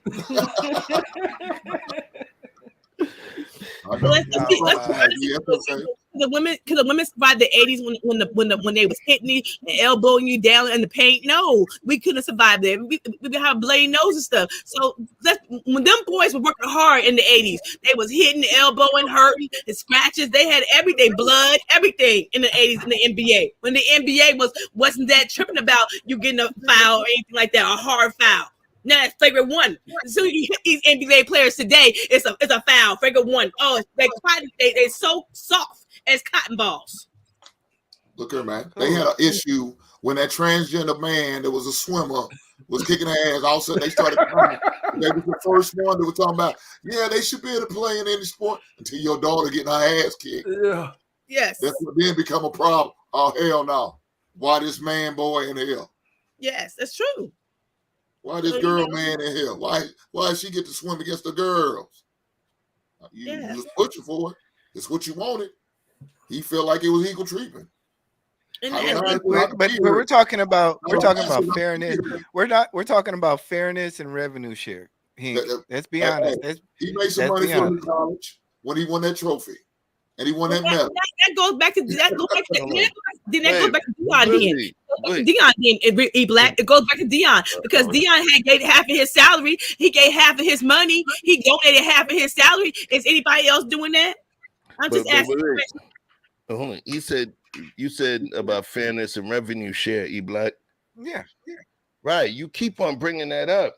So what is your revenue? You said revenue share, bro. If you functioning at a loss, that's negative revenue, brother. Okay. So when you keep talking about revenue share, they're losing. Let me ask you this: 70. Chef talking to you. I hear you, Hank. Let me ask you a question, Hank. You know he don't answer me. If you worked a construction job, right? And they want you to build the shed out in the back, right? Mm-hmm. You go and build it, right? You go back to your boss, and the boss says, "Damn, on this project, we ain't make no money." You gonna say, "Well, boss, I'm not gonna take no money." You gonna say, "No, boss, pay me for my hours I worked and give me my fair share," right? Right? Yeah, that's what they get. Okay, so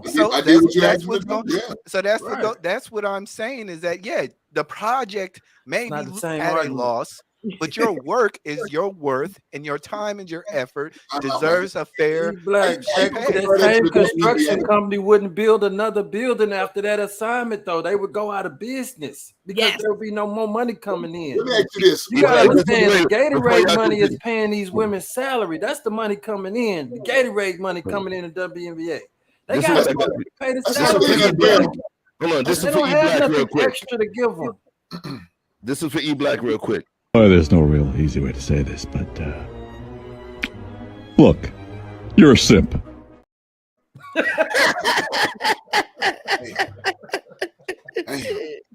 Hey, I guess that's like the NFL supporting the XFL and pouring money into them, talking about it's revenue sharing. I'll be damned, you my competition. I'm not trying to help your black ass. They don't have nothing to share. I mean, but yet the NBA still doing that, pouring money, because it's not sharing. Sharing is when we going back and forth. You're giving me something, I'm giving you something. Right. That's what the NBA is. The NBA is pouring money into this money pit and not getting anything back. Everybody still wants their paycheck at the end of the day, right? And they got it. Okay. It's the paycheck they agreed to. Okay. Yes. But they getting their paycheck, E-Black. They just not getting the extras. In fact, they ought to be paying the WNBA. The NBA just ain't play. Y'all just keep that same energy. I just want to know when y'all are companies that y'all work for. I just want y'all when y'all companies y'all work for, they say, hey, this quarter we made a loss. I can't pay y'all. Y'all gonna be up in arms. Y'all gonna be like, I worked. So What you talking about, bro? That happens already. Listen, my 401k, my 401k and pension are based in this big ass corporation stock. So when they take a loss, you see my number change when I go to my Fidelity. All right, that's the way it works. All right, high risk, high reward. I understand that I get a payment. I get paid a salary, right? That's commensurate with what people doing the job that I do at the level that I do it get paid. But then there's also an incentive scale based in there, performance-based incentive based on KPIs, what's called key performance indicators, right? And that determines if I'm able to function with a certain level of productivity as well as within budget. What that does is that puts me in a better position in terms of performance to make more money. So bonuses and things like that are based on, especially if I'm at the level where I'm at the profit sharing level with the company, we get things every quarter that tells us how much the company made. So each year, the bonus that I would receive at my level will be commensurate with the company's profit and loss. And that's the key. They're going to be giving me a big ass bonus when they took a major L. No, the bonus is going to be based on my performance and how much money. So say there's a 14%. 14% of revenue is factored into the types of bonuses that we get. If the revenue was low, it would be 14% of a lower number. So pretty much when you use that statement, bro, it always has to do with income, because if they take more loss, some of these teams are publicly traded. If they take more loss, guess what happens? The price of that team, the value of that team becomes less. These teams take loans, there's debt, there's all kinds of things. And your value has an impact on what you owe, how much you can get, how much you can lose. What y'all think about that? Thank you, Red Lipstick Vibes. Shit, I agree, big bro. I agree. I agree. I mean, I don't know why E-Black fighting this thing so hard. I mean, because he don't want to ride the couch tonight. Devil's advocate, he just don't want to ride the couch tonight. Because, like I said, look, y'all know I love debate, but the undercurrent thing is about fairness. And well, how you gonna be fair? Okay, so A-Black, just tell me, how do you be fair? How do you be fair to the WNBA when they are only working 36 games? The NBA is 82 games. We got the finals, the playoffs. How are you gonna be fair? How? And I get that, but like I said, but Andrea, if you work your life for something, you're doing a job at something, and you see that your jersey is being sold in a store and you're only getting, say, 20% of that, what's wrong with saying, hey, can I get 25? Then I ain't selling enough of it, man. But you I think that's the core principle. I understand that. Then I Did you negotiate for that? You should have negotiated for 25%. That's what they're doing. Negotiate for that. That's and if what they they're didn't, saying. that's your ass. Then guess what? Next time the contract comes about, we need to have a conversation. Part of our new contract needs to come up. Hey, I don't want 20%. I want 30%. We want 30% any sales. If the 1 or 2 jerseys they sell, who gonna pay the light bill? They gotta use that money to pay the light bill in the stadium they using for the night for the game that nobody came to. You gotta pay the concession stand workers that's standing there not serving nobody. You still gotta pay them. Ain't nobody coming to the game. He stay counting folks' pockets. Listen, I wouldn't let them play at night. We playing during the daytime. We're gonna use that natural sunlight. Yeah. We ain't gonna pay no LED for your ass. Yeah, we're gonna get some solar power going on in here, and we're not gonna pay this damn extra LG. Matter of fact, we're gonna have the electric company gonna pay us money because we got solar panels on our roofs. And I stand by this. I have never seen a WNBA jersey outside. Never in my life. I've never seen one. I've never seen it on the back of a child or I've never seen anybody wearing it out in public. Never seen one. Hey, you know some of the biggest fans of the WN is in Bulldaggers, and then Bulldaggers not even buying. They not even wearing them. True, but do you understand the fairness part, right? Like, I'm sorry. Well, how you can be fair if they're not even working that much? If they're not even working that much, how do you be fair? What's fair, then? Man, they already get it. They already get a paycheck. They already get a paycheck already. They already getting paid. I'm sorry. These imaginary jerseys, man. If you got my name on the back of a jersey somewhere, then I have every right to say I want more. Where? That's imaginary. You made that up. You made that up. I never seen a jersey sold. They keep saying they selling jerseys. I made it up. They keep saying they selling jerseys, and I've never seen one. Anybody else seen one? I never saying they selling them. I never seen one. Only person seen one is E-Black. I never seen one, but you keep saying we selling jerseys. We selling jerseys. I ain't never seen a jersey. E-Black, go get your the Sparks jersey. I know you. Even if they sold 5, I still want my issue. You gotta pay the nacho man off that. Now, it costs them more than print the jersey out. They already making the nacho. You still ain't got paid for that. You gotta pay the nigga taking the tickets. And what about the dude that's actually selling the jersey? You gotta pay him. You gotta pay him. No, we're not paying him because we operating at a loss. So yeah, come on now. Why we paying the WNBA players? Because they operate at a loss too. They part of the reason why we lose. Y'all not being real about this. I'm sorry. You guys are not being honest about this.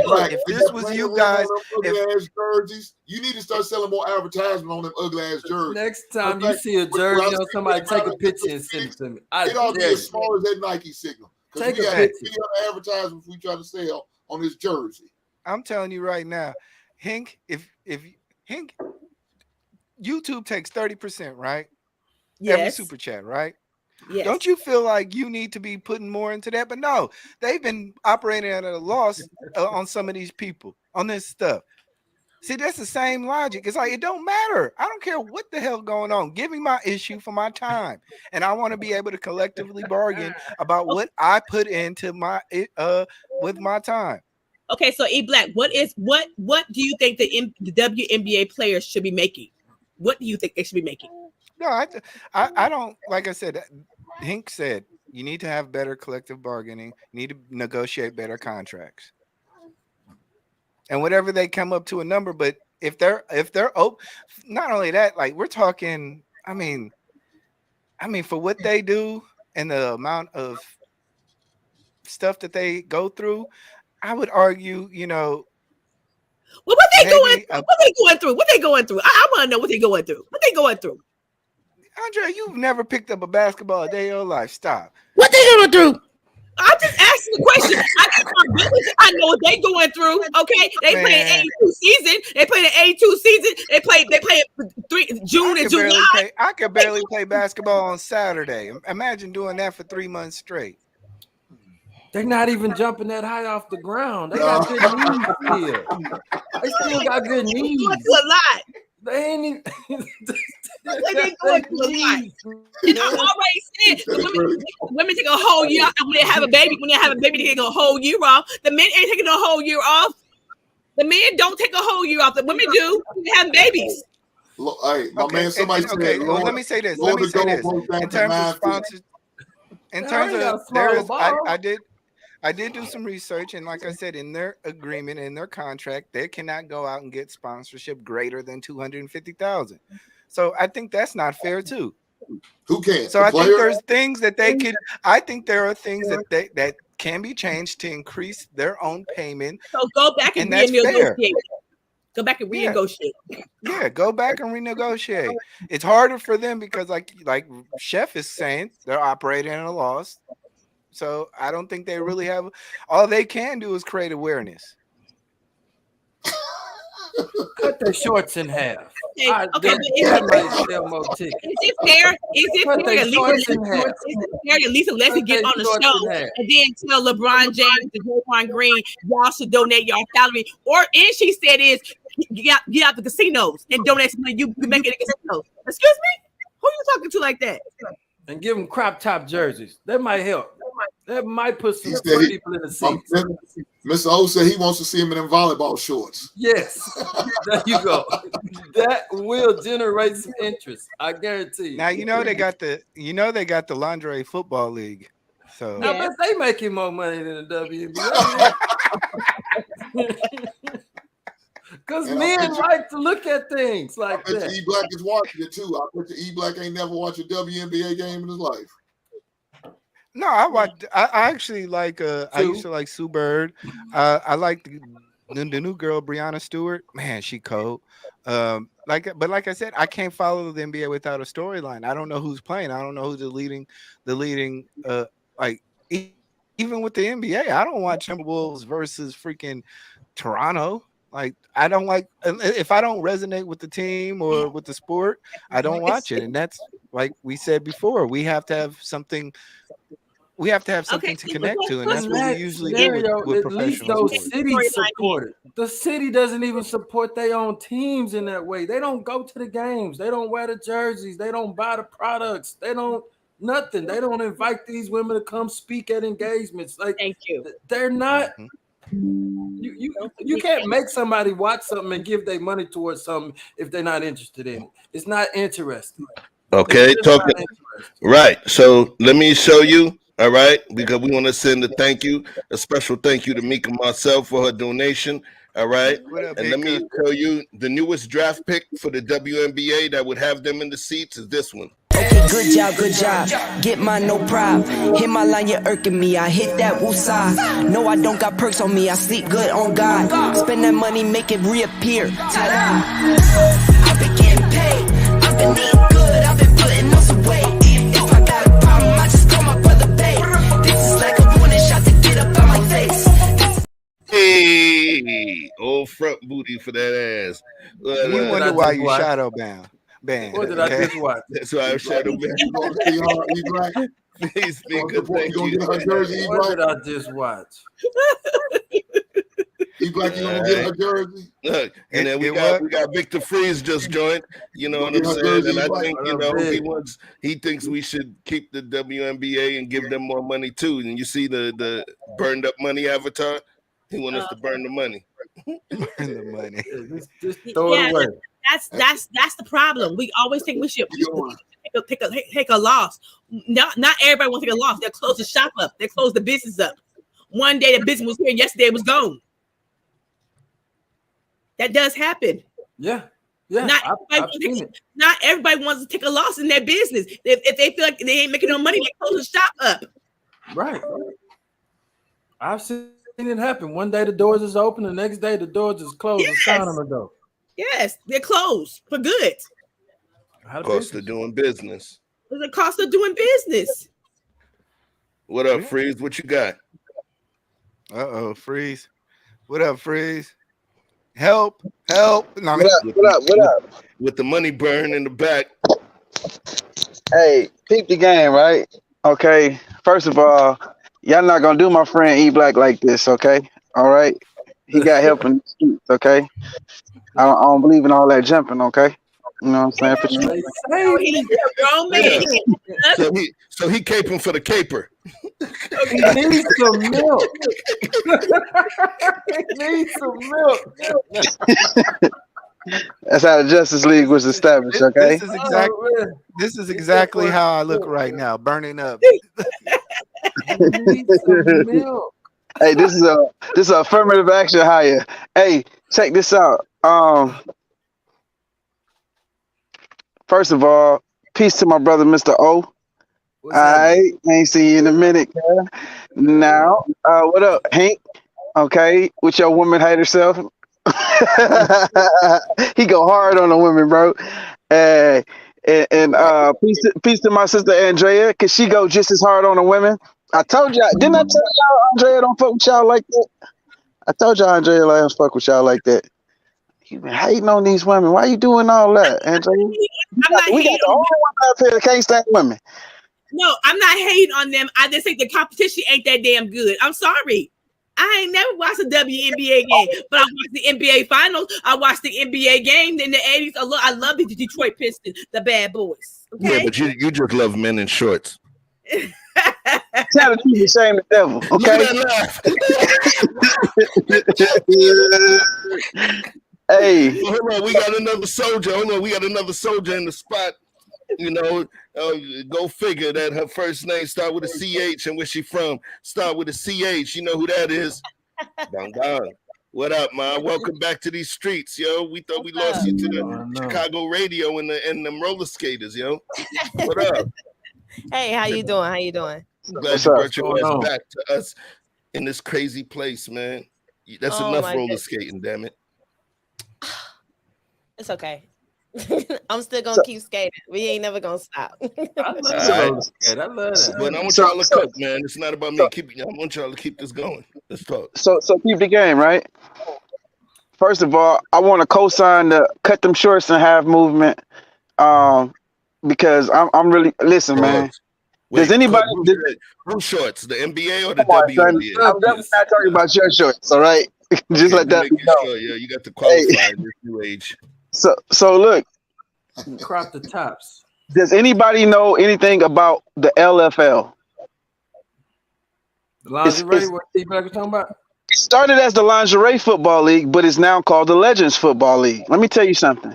I could watch that shit all day long, and not just because they're wearing revealing outfits.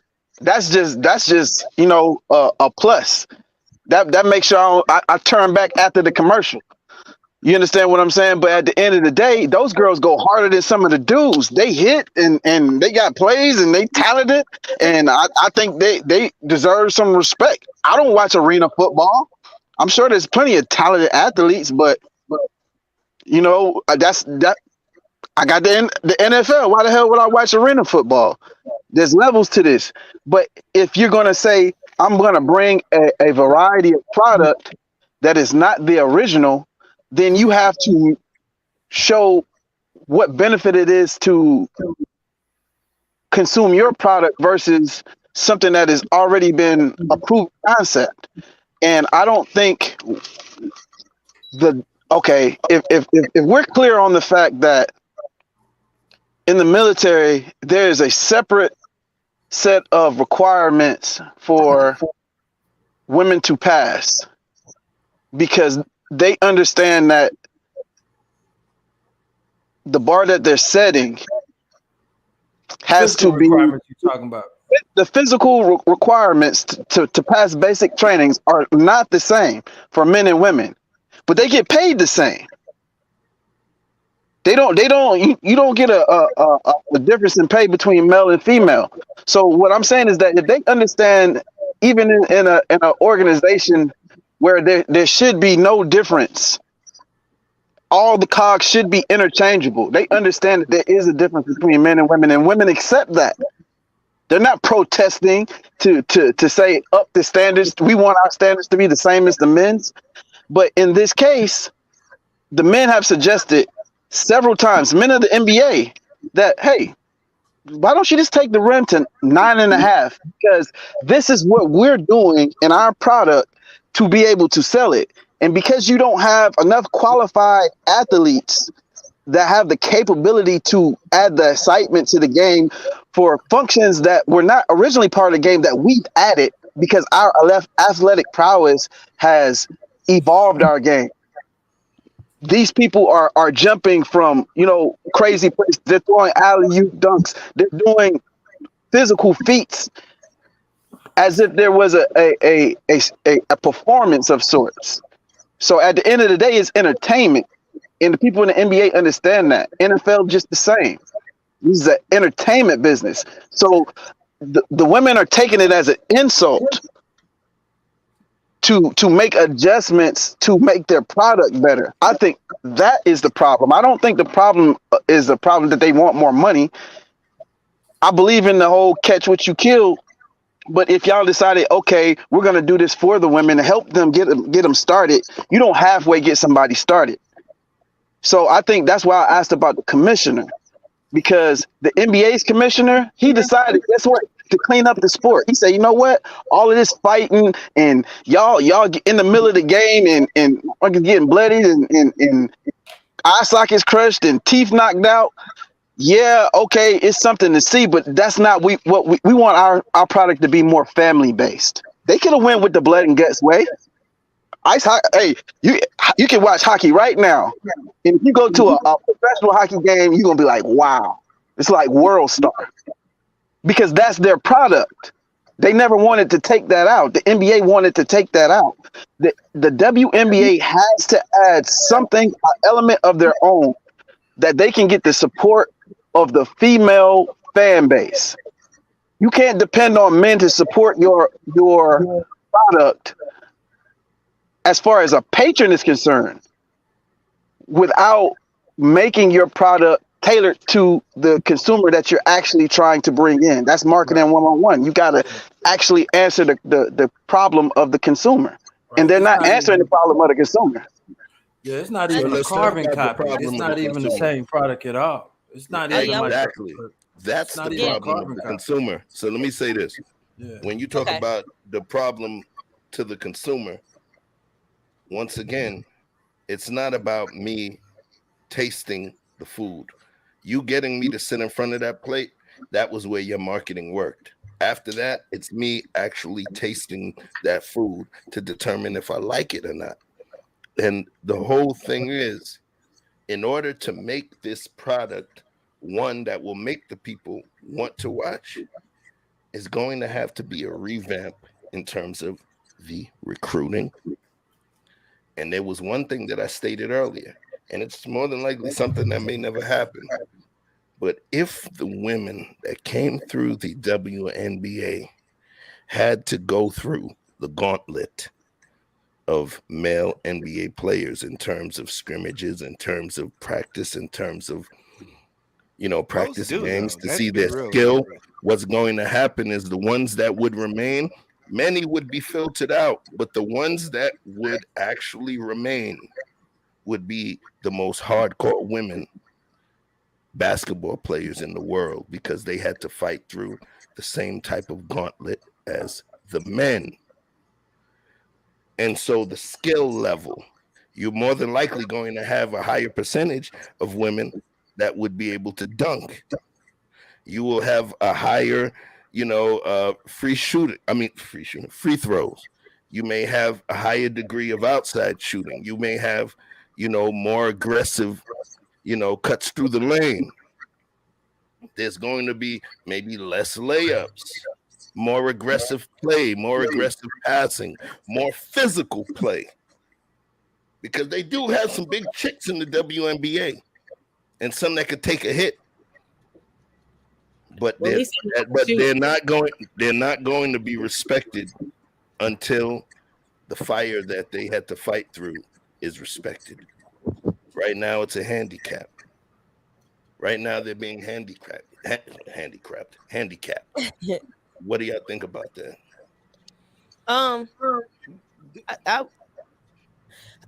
Well, to it, I think if we want to figure out when it comes to the handicap thing, and I think I would like to challenge whether or not the WNBA is making the right choices as to brand in order to even understand what type of product they're supposed to sell in the first place. Because if we think about it, women don't even pay attention to the NBA. A lot of times women go pay attention to the NBA because that their boyfriend or their husband or somebody or their brother is interested in the NBA. So then we have to see how many women are interested in basketball in general. Then after you figure that out, now you have to figure out how many basketball players can actually play at a professional, ground, a professional court. So then we have to see that percentage.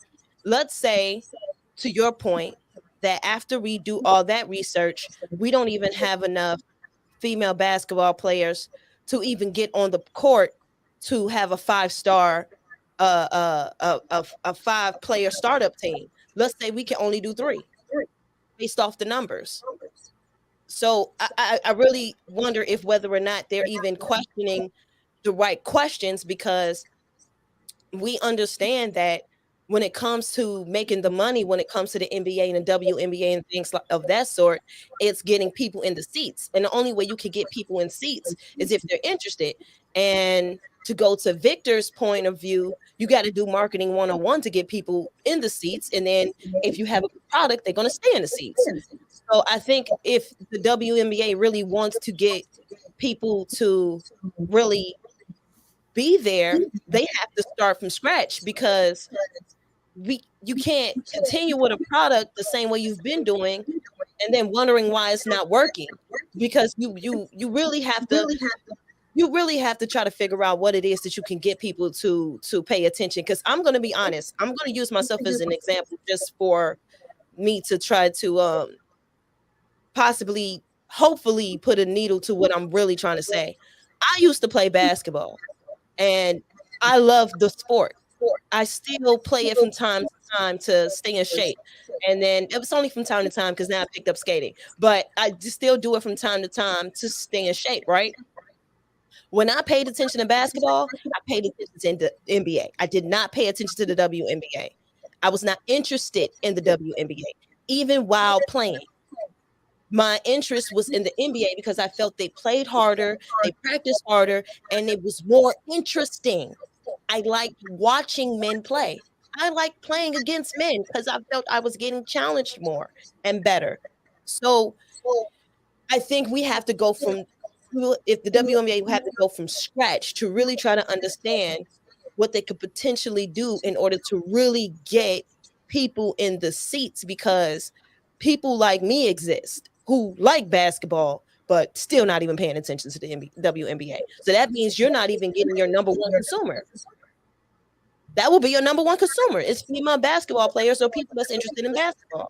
So you got to figure out from sketch where you're going wrong. Yeah, they trying and to I treat agree it like with I agree with that. The thing is that we sometimes we're putting the expectations on the WNBA to be greater. I think you look at women's golf. Is women's golf ever going to be as great as men's golf? Is women's tennis? Arguably, even still, it's a niche, and that's why a niche is a niche. But Now, they're not. They're not asking for more money. They're not asking for more. Yes, they are. Everybody wants to get paid. Everybody wants to get paid. What are you contributing to that, though? You're stating. That's why I state. You're stating about how much loss these folks are supposed to take, when you yourself admitted that you have not contributed your time, your attention, nor your dollar to this group.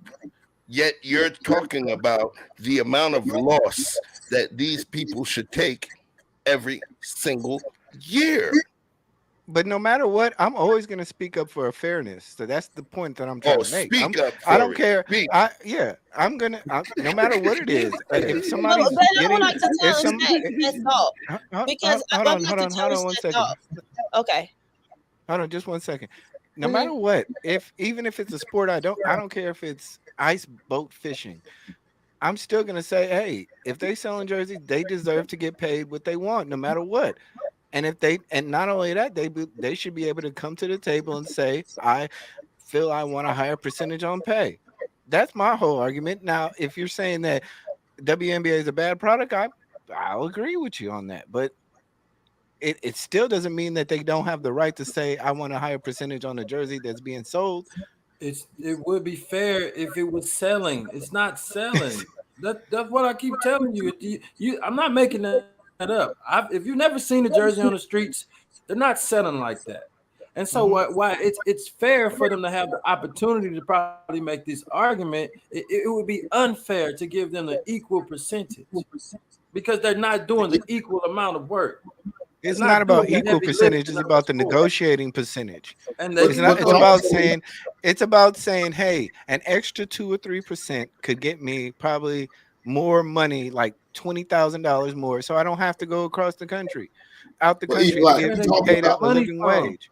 How many organizations out there supporting another one? A what? How many other pro sports is supporting another pro sport? There's none. This is the only one. I think gymnastics probably does well. I think gymnastics does. Gymnastics? No, E-Black. You asked me.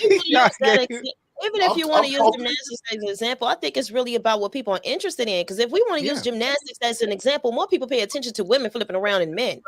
And so we can't really try to use because it's a sport and there's a man and there's a woman section that everything has to be equal, because I'm gonna turn on UFC and I'm gonna watch the men fight. I'm gonna turn on gymnastics and I'm gonna watch the women.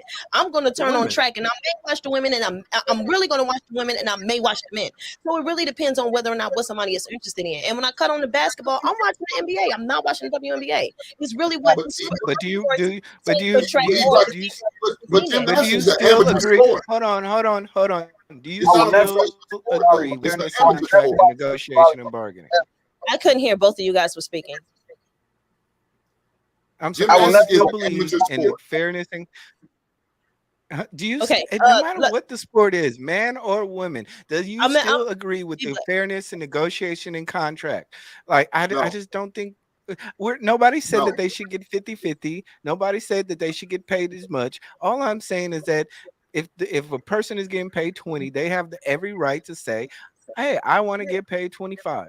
When the NBA is product is not good. But your product is not good. You're not selling jersey. Your product is not good on the court, and you're not good. So what do you want me to do? And the league is covering your losses. I play for the Cavs. LeBron played for Lakers. We play the same position. I want as much money as LeBron. NBA players can't do that bullshit. But you think the WNBA ought to be able to do it? That's a good point.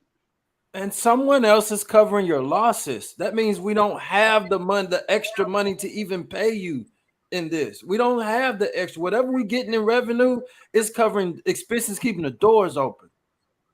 We don't have no extra money to give you off a jersey sale. Where are we going to get it from? We're not selling enough jerseys to give you a bigger percentage. This is what they're saying by the NBA having to cover millions in losses per year. There's not enough money to go around. And the closest argument you were having is what soccer's finna do. They finna give these women an equal share of the World Cup.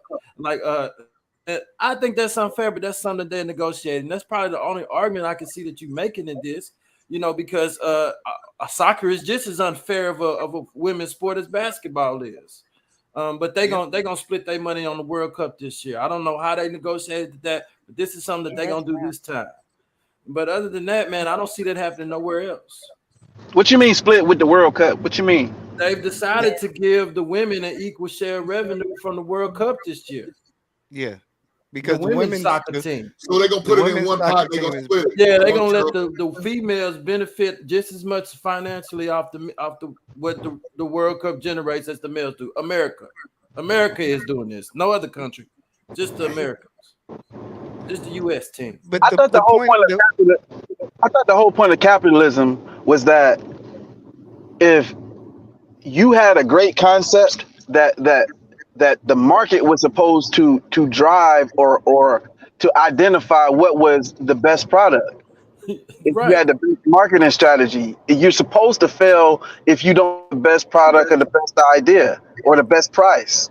We're gonna see how well this works out. Hopefully, this is just a one-off deal. But there's no way.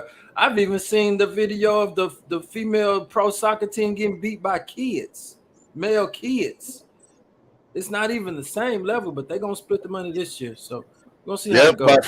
For the record, the national team was beaten by a team of 14-year-old children. It was rather embarrassing. Yeah, and this was a team. I blame Black. But like I said, I don't care what anybody said. Look, I don't care what anybody says. You guys all on the panel, if there was something with y'all last name on it, you guys would feel like no matter what's going on, you would want to have some type of negotiating factor in how much you get paid off that product. There's none left. There's nothing wrong. Nobody's saying there's nothing wrong with If I'm in the red, if I'm in the red, you ain't getting no money from me. There's so many wait. slices in a pie. So There's so many slices. You can Like I only said, cut a pie so many y'all go to times work. Y'all go to before work. it's all gone. Y'all go to work every single day. And if that company says that, hey, we had a loss this quarter, say, okay, boss. Okay, boss. I'll take a we're lower still going to cut give you in your pay. paycheck, but we can't give you no bonus. We're going to give you your No. paycheck, but not a bonus. No, That's what they're going to say. No. The revenue You're getting paid what is you agreed your on. paycheck. You get Your paid what you revenue is agreed your on. paycheck. There's The revenue- It's already There's not one negotiated. WNBA player That's that's the not sales. getting a check. That's what they They're all get. getting a check. They're It's just a not private getting company. any extra. But E Black, you're talking about a private to a public company. It's a private company. WNBA is private. NBA is private. They can do what they want to. Yeah. Wait a minute. The WNBA players are not. Every woman in the WNBA is not getting $200,000. That's not what's happening. She's getting a check. She's not getting $200,000. No. You missing what I'm saying though. There's some women that are making $2 million. There's some women that are making $200,000. Some are making $20,000. Yes. In the same WNBA. So if they wanted anything, say, well, we should all make the same thing. If we're just going for a communist or socialist approach. But they ain't gonna do that. So I'm saying it would have it would be hypocritical for them to say that and then have that much disparity in their own wages within their own company. And what you saying, E Black, you can always negotiate, but that don't mean you're gonna be able to walk away with what you thought you was bargaining for. You can ask for anything. I can go to my boss today and say, hey, I'll make this motherfucking company go round. You wouldn't be shit without me. And they'd be like, well, I guess, there's a door right there. And, you know what I mean? If you feel it some type of way, I promise this motherfucker went on before you and will go on without you. So I have a question. Go ahead. My question for E Black is, because I understand negotiating what you believe you deserve when it comes to getting paid, and your whole thought is fairness. Okay, it's not fair. I'm not getting enough pay out of. I'm assuming you're saying the pot. I'm assuming. Are you saying the pot, or are you saying in general? Yeah, I'm saying the pot that, like, you know how a jersey is sold in, say, Foot Locker or wherever it may be sold, even if it's online. A jersey costs $100. It's 20% of that right now. They get. Okay, so they're just basically saying, hey, can I get $25? Can I get $30? Can I get some of that money, more of that revenue stream? And I think that's fair. What jersey? Okay. So I guess my question is, I don't know because I don't know. So I'm asking. From what I'm hearing, the WNBA isn't generating a lot of money, and they're maybe going under basically right now. Is that the truth? The NBA is covering going losses every year in millions. The NBA is actually giving money to the WNBA to cover some losses every year. Yes, So they're $10 million losses. Hold on, just to answer that question, because I want to be specific to the masquerade. They've been posting at least a $10 million loss from revenue, with when you count revenue and cost, since the inception in '96, which is 26 years ago, which means that they've lost $260 million this far. And even if they stay open, at minimum, they project that same loss going forward. So they're always losing 10 million. Okay. And remember, there's 30 NBA teams. Every one of the 12 WNBA teams is owned by an NBA team. But the other 18 NBA teams don't even want to bother, and team owners don't even want to bother taking on that kind of loss, because you would think they would be 30 and 30. But it's not worth it to them. And even with the 36, even with their schedule, it's not enough. They made concessions within the collective bargaining agreement to tailor the schedule to allow them the amount of time that they need to go and play overseas. This is one of the concessions that was made in order to allow them the ability to make more money outside of that team agreement. But that's all I got. I was just throwing some facts in there. Go ahead, y'all. I got a question for you.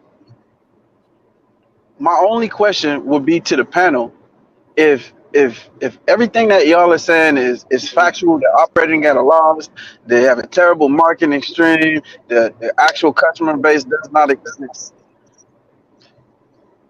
do you think that they should shut the WNBA down? And if not, I want to know why not. I can answer that first, and I'll let the rest of them jump. For one, if they were not able, because if it was not for this capitalistic system that we exist in, the WNBA would not be a thing, and it would have ended a long time ago. However, the fact that the NBA is subsidizing the WNBA and functioning at a loss, what happens is there's a special thing called a tax write-off. So they're able to mitigate a certain amount of that loss based on operational costs. So it's operating at a loss. But trust me, if they were not able to write off any of their losses, they can't write off all of it, right? Because there's a certain amount of risk and, risk that you assume. But in terms of what can be written off, believe it, bro, if 50% of what's being written off could not be written off, this league would have finished a long time ago. All right? But remember, I use the term welfare's next best asset. There's a reason I use that term. Why? Because some would consider it affirmative action. Some would consider it affirmative action.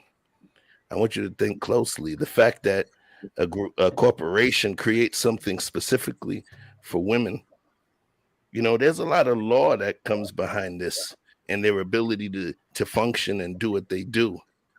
You know what I mean? So what if I told you a lot of it has to do with affirmative action? That's why I use the term the handicapping of our sisters. So that was pretty much the answer to what you were asking, Vic. No, the hell it ain't. But okay. I want you to ask it again, and I'll answer it. Do you believe that the WNBA, being a bad business product based on all of your explanations, should it be shut down? And if not, why?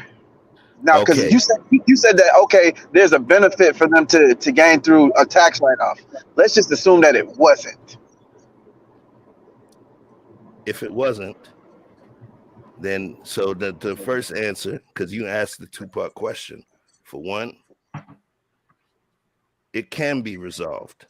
And I've already more than once on the stream spoke on how I believe that it could be resolved if they had to go through the gauntlet of the men in order to create that particular league. If they went through the same test tribulation against the same adversaries, I believe that it would be more of a battle-tested group of sisters that would be up there doing their thing. So I do believe that it can be repaired in some way. Absolutely. Absolutely. But in the state, for your second part, in the state that it is right now. All right. Wait, hold on. Let me finish answering this question, bro. In the state that it is right now. Yeah, go ahead. But there was no tax write-off. Hell yeah, it would have had to been shut down because these people are losing money. Period. It's math. And that's my answer to Vic. All right, I got a question for y'all. Let's play this scenario out, right? You know, he asked Tesla. He asked for everybody, right? I just before you move on, I'd like to hear your response to that. Should the WNBA be set down for being a bad business product? And if you say no, it shouldn't, I want to know why not. Okay, no, it shouldn't because simply it's under the encompassing ideology or encompassing God, I can't think of the word, but it's basically encompass basketball. It's a basketball thing. It contributes to basketball being played, more parks being built, more people playing basketball across the globe. So no matter what, more women playing basketball or more outlets of different type of basketball is always going to be a good thing. You know, 3-on-3 basketball, 2-on-2, full court, half court, no matter what it is, anything with basketball in it and it's being regulated as the league is going to be beneficial to anybody, whether it's men or women. So yeah, that's my thing about it. So it does good, but it may not be profitable as a business model. It's good for the sport of basketball as a whole, as opposed to just the WNBA. Yes. In any basketball is promotion sport. Yes. Any basketball is good for the sport. So that's my thing. So can I give y'all this example? Because I had to do some research, right? Tesla last year lost $8.8 billion, right? It's Tesla though. Not million, but listen. Hold on, let him go. Tesla lost $8.8 billion, right? Now, if you were to say be a car salesman in a Tesla store selling them, do you think just because they made a loss, you don't deserve to say, hey, I make 3% on each car sale, can I make 4%? That's what the problem is that yeah, the overall business of Tesla is bad. We're still selling this product. Can I negotiate a fair revenue stream for myself? And I think every person on this panel, will say, yeah, I don't, if I'm selling the car and I get 3%, can I negotiate for 3.5, 4.0, 5.0, knowing that products similar to this are getting 50-50 split? E-Black, money does not grow on trees. Tesla can generate money because of what it's going to do in the future for this economy, for the world. The banks are going to give Tesla, Elon, as much as he wants. They're going to keep giving him money. So if people say, I want more income, more salary, more of this, well, Elon Musk can go negotiate with a bank. Hey, give me some more money. I'm going to give my people this more. The WNBA can't generate any more money. They don't have a future product that's going to help society where banks going to contribute. That would be like Toyota giving money to Tesla to pay their salaries. What you're talking about, the way the NBA is giving money to the WNBA. But they're not doing that. No other car company is investing in Tesla because they don't need it. They got the backing of every bank that they want. They can get as much money as they want to put into it. But Ford is investing. Yes, but Ford is investing in its electrical vehicles too, and it's operating that at a loss because too. It's the future. Okay, and that's the point. The point is that you invest in the future. Okay, that's your opinion. That's your opinion. Okay, but okay, go ahead. I want to say that is two different things: Tesla and the WNBA. Tesla is still making money, even though it's in the red. It's still making money. The WNBA ain't making no money. Tesla ain't made no money. Ain't nothing selling. No tickets. Tesla has not made no money. Tesla's never made a dime. Well, Elon, he's able to buy Twitter and all that. So if he ain't making no money, well, how he get his money then? If he ain't making no money, because the business is still worth more. I want to say something. I want to ask something real quick because to E Black's point, right, about business and using Tesla. Let's just use business in general, since you keep bringing up business as an example. Let's use businesses as an example. I think even if you were sitting as an employee at Tesla or any other company, I believe that is also to your discernment to make a decision on whether or not you're going to stay under a business that is failing or not. And I think that ultimately you would have to make that type of choice, because let's be real, when a business starts to go under, they start making cuts.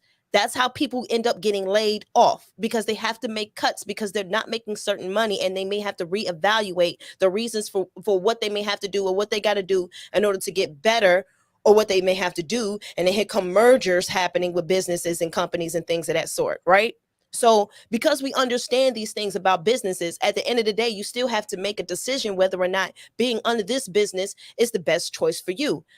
I.e., even though people have a lot of opinions about him, and I'm not sure if I agree with his decision either, but his name isn't coming to me. But that football player that just went to a whole nother college to coach because of some money.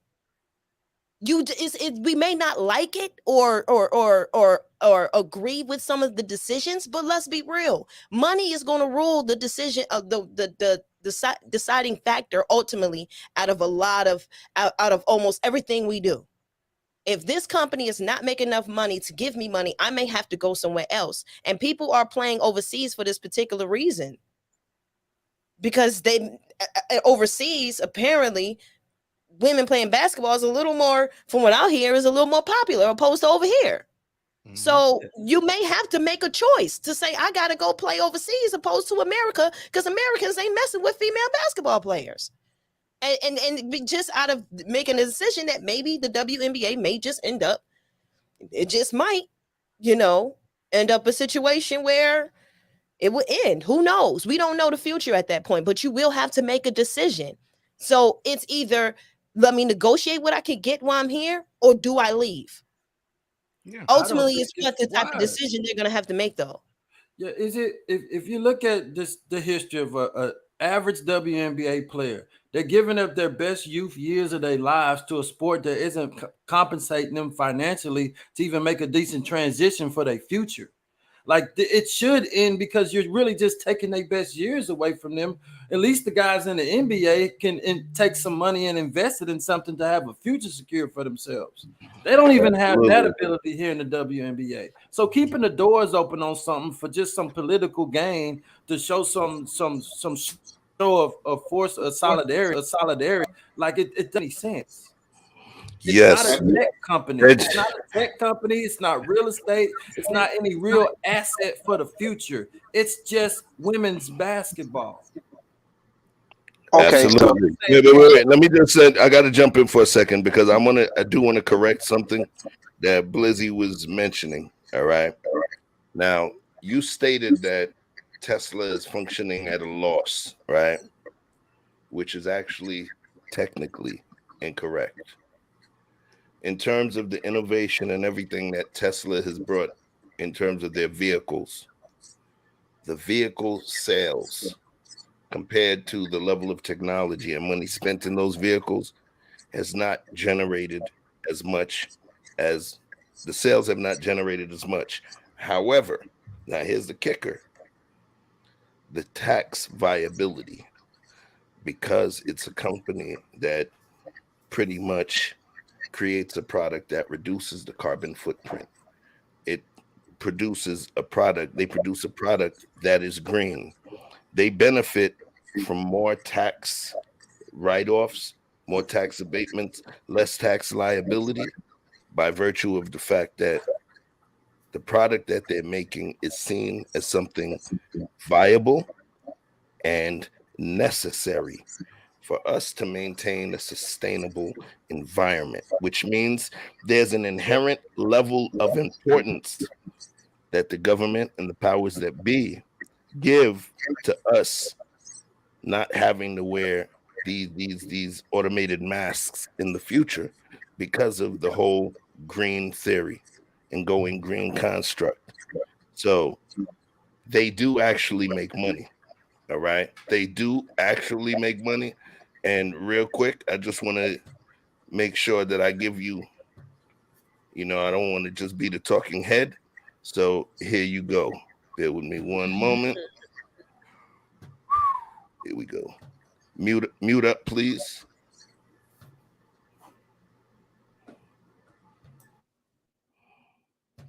The promises of electric vehicles seem endless. Using electricity generated by wind, sun, or water, they could potentially remove personal transportation from the global warming equation. And without big internal combustion engines and transmissions, electric cars can be designed around people and their cargo rather than around machinery. Plus, their batteries have the power to handle all that self-driving technology we keep hearing about.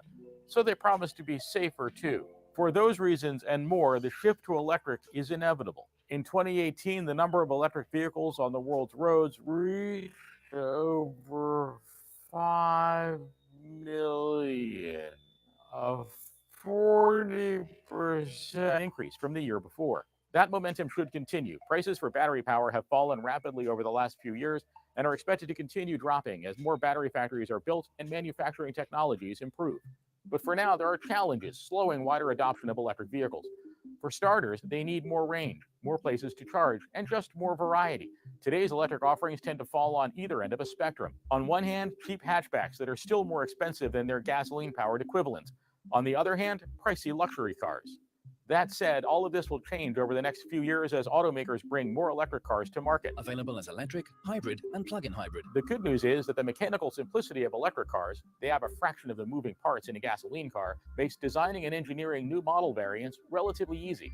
Plus, companies like Volkswagen and General Motors are also backing rollouts of big fast-charging networks. With all this on the way, some analysts predict that within the next 20 years, EVs will make up the majority of cars sold.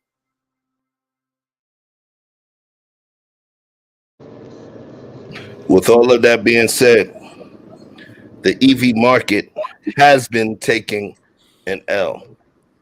Since 2019, 2020, I've invested in several EV startups, made a little bread, held the bag for a little, but pretty much I was able to eat. And those EV startups, even though they were currently functioning at a loss, the stock and share value was high because of the inherent understanding that going forward, it would be something that is necessary. All of these are calculated investments. They are calculated moves based on people that have a lot of money, have a lot of debt, that deal with banks. They also deal with insurance companies, who are the biggest lenders. Insurance companies lend money to the banks. So all of these specific people that are involved, they're able to understand. You have actuaries. You have the people that are able to think, okay, right now this doesn't make money. However, it will make money. And they crunch numbers using a bunch of variables that we'd never even think of. So what if the WNBA was just a bad business move?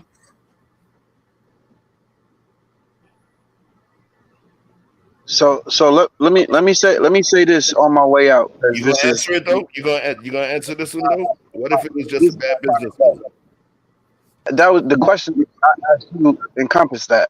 So like I say, this is my final thoughts. I'm gonna say this and then I'm gonna peace out. But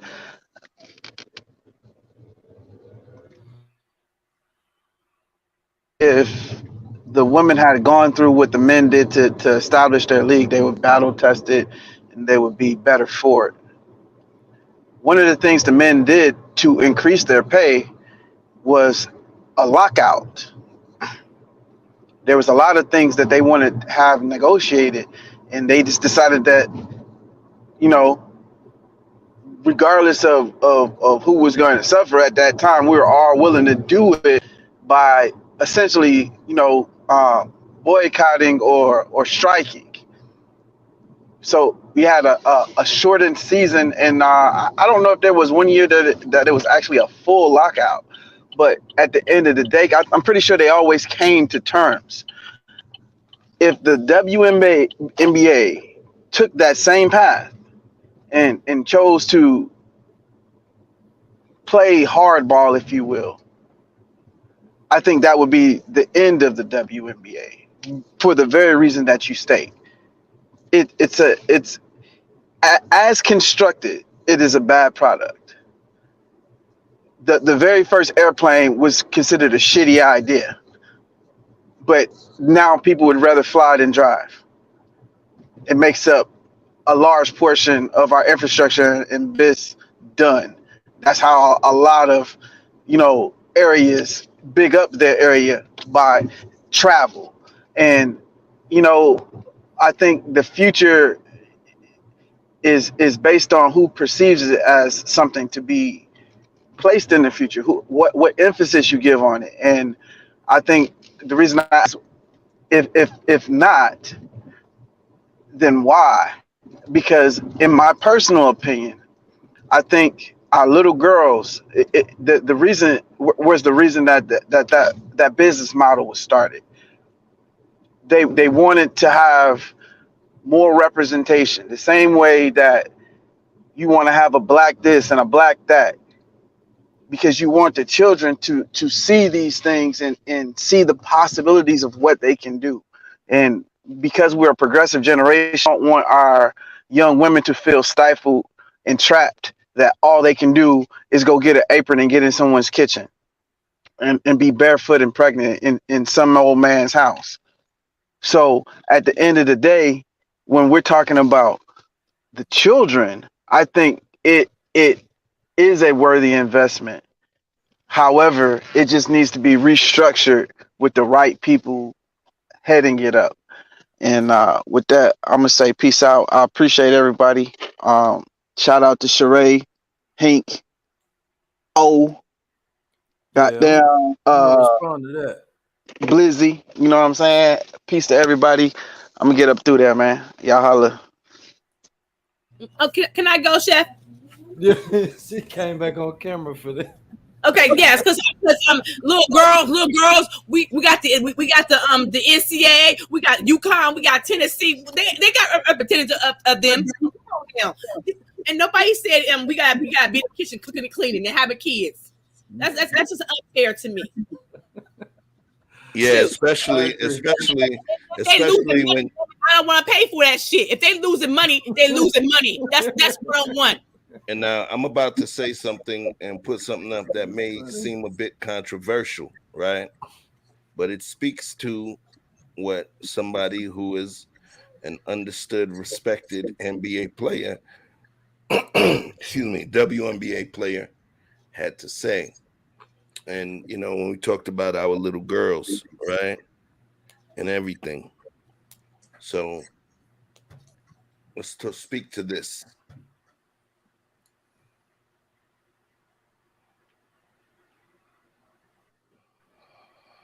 Candace Wiggins, she stated 98% of the WNBA's game she was bullied and claimed she was bullied for being straight.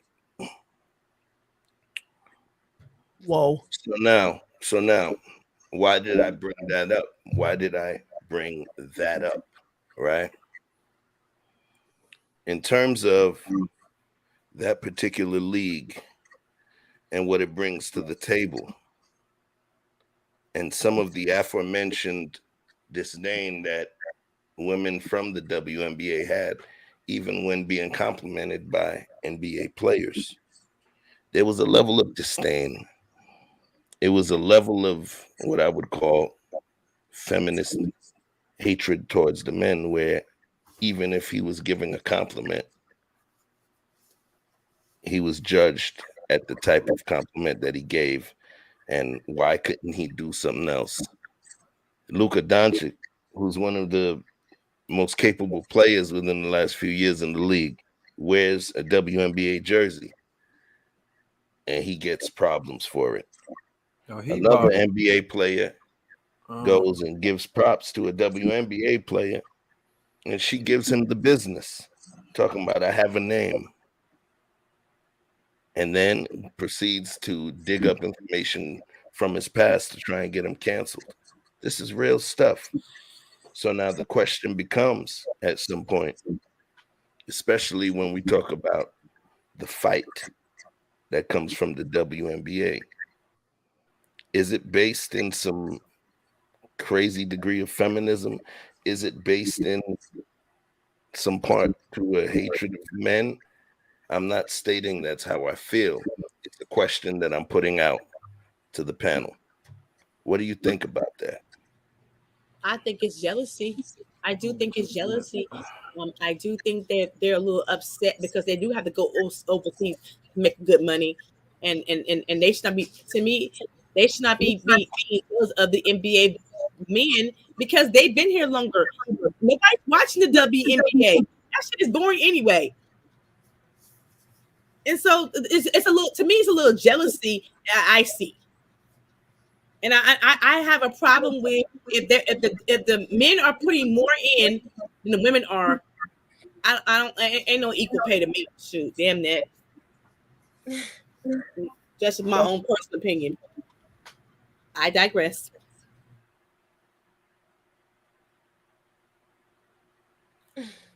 Come on, panel, talk to us. I ain't really want to touch that one. I know, right? Yeah. I got risky with that one. I missed something. Yeah, well, don't worry, you're on my panel, so they'll cancel me. They won't get you. You good? We're gonna change your name to Julio, Mr. Julio. Man, you know, like you can't say stuff like that, and like I mean, okay. So if we look at what happened with Britney and Britney getting released and the uproar about like it was just because of her sexual orientation and her being a woman, and it was a political move. It's like a politics is getting involved in the league even being open and established, right? Because it's pretty much like I didn't say it. She said 98%. I don't know percentage, but it seems like that's a rest haven for people who believe in that, who live that lifestyle. That's it's just somewhere that they can go after they leave college and continue to march in the parades and do things like that. I don't know it that I kind of didn't want to touch that too much, but it does appear to be that way. I don't see it serving much of any other purpose than a political purpose.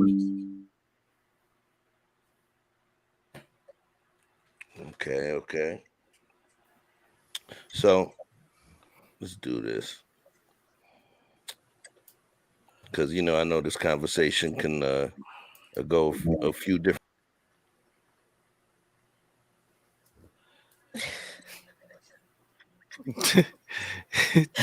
Hey, Andrea, with that cute baby. Did we just lose Chef? Did we just lose him? Yeah, we lost the chef. He oh my goodness. He dropped himself down. And Andrea just I sitting here dropped looking myself down. I dropped myself down. You ain't losing. I'm still here. Chef was like, man, y'all take over. What Marcus said. Marcus said that he defested from his own panel. It was a chef with full passport, bro. Yeah. Oh goodness. People watching the World Cup, the men's league, they watching male boxing, MMA. Males, they watch NBA, NFL because it's more intense, savage, and entertaining. Thanks. So let me equalize everybody here. Boom, boom. So we definitely had an opportunity to discuss and debate, a conversation that quite truly we would never be able to actually all come to an agreement on this, because there's people that speak when it comes to dollars and cents, pluses and minuses, being in the red, being in the black. And then there's people that speak from a level of hope that if you continue and continue and continue, eventually you can reach the goal that you want. So what happens is that's why, you have the creatives, which are the hopers and the dreamers. And then you have the financiers or the financiers. And those are the ones that give them freaking hopers and dreamers food to eat so that they can continue to hope and dream. However, that money that they give to continue that creative to hope and dream, they have to believe that the outcome potentially is going to be better than the current income. It's their money. Their people, those are billionaires that knew how to come up with money to be able to own a team. So if we respect the fact that they were able to do that, where everybody, even if you're a billionaire, you can't just get a team, they have to approve you. So if they recognize that you have the ability to do all of that, those people with that ability, they make the hard decisions. And they don't give a shit how people feel. They give a shit how dollars multiply. That's my piece. So I want to thank each and everybody that came through and participated in this conversation. Potentially it's going to go more. We may end up having another one depending on the traction and this one brings to the table. But with all that being said, I would like each and every one of you to give, your final statement in terms of this conversation, and then also let these people know what makes you a unique universe within this soul. And please also plug yourselves. So we're going to go counterclockwise. So Sheree B. Chicago, let them know what it is, Chi-Town. What's up? Well, I'm going to give my thoughts on the topic. As somebody who used to play the sport, my heart can't immediately just say let it go, because I think ultimately when it comes to sports, there's certain things that do come into it, opposed to just going professional, like discipline and teamwork. It teaches you those type of things. So the women that are interested in basketball will be able to get that. When it comes to the WNBA, it's a little tricky, just for the simple fact that it is money involved, and we can't act like money is not important and money does not drive what people do and don't do. So I think that the WNBA should reevaluate what they're doing. If they do not reevaluate what they're doing, they will fail, period. And they have to figure out and go from scratch. I think that's the only advice I can really, really give or say or ask for them to do, because, my team, the Sky, just recently won. So shout out to Chicago Sky. We just won, not too long ago. So, I can't immediately just be like, ooh, as a Chicagoan, even if I am sitting in the NBA Bulls sweatpants right now as we speak, I'm just saying. That would be my only thing. Then next, I'm Sheree B. Chicago. My channel is a little bit about trying to find some type of middle ground of figuring some things out, really just trying to see how we can just look at things with a different perspective. I think a lot of times it's kind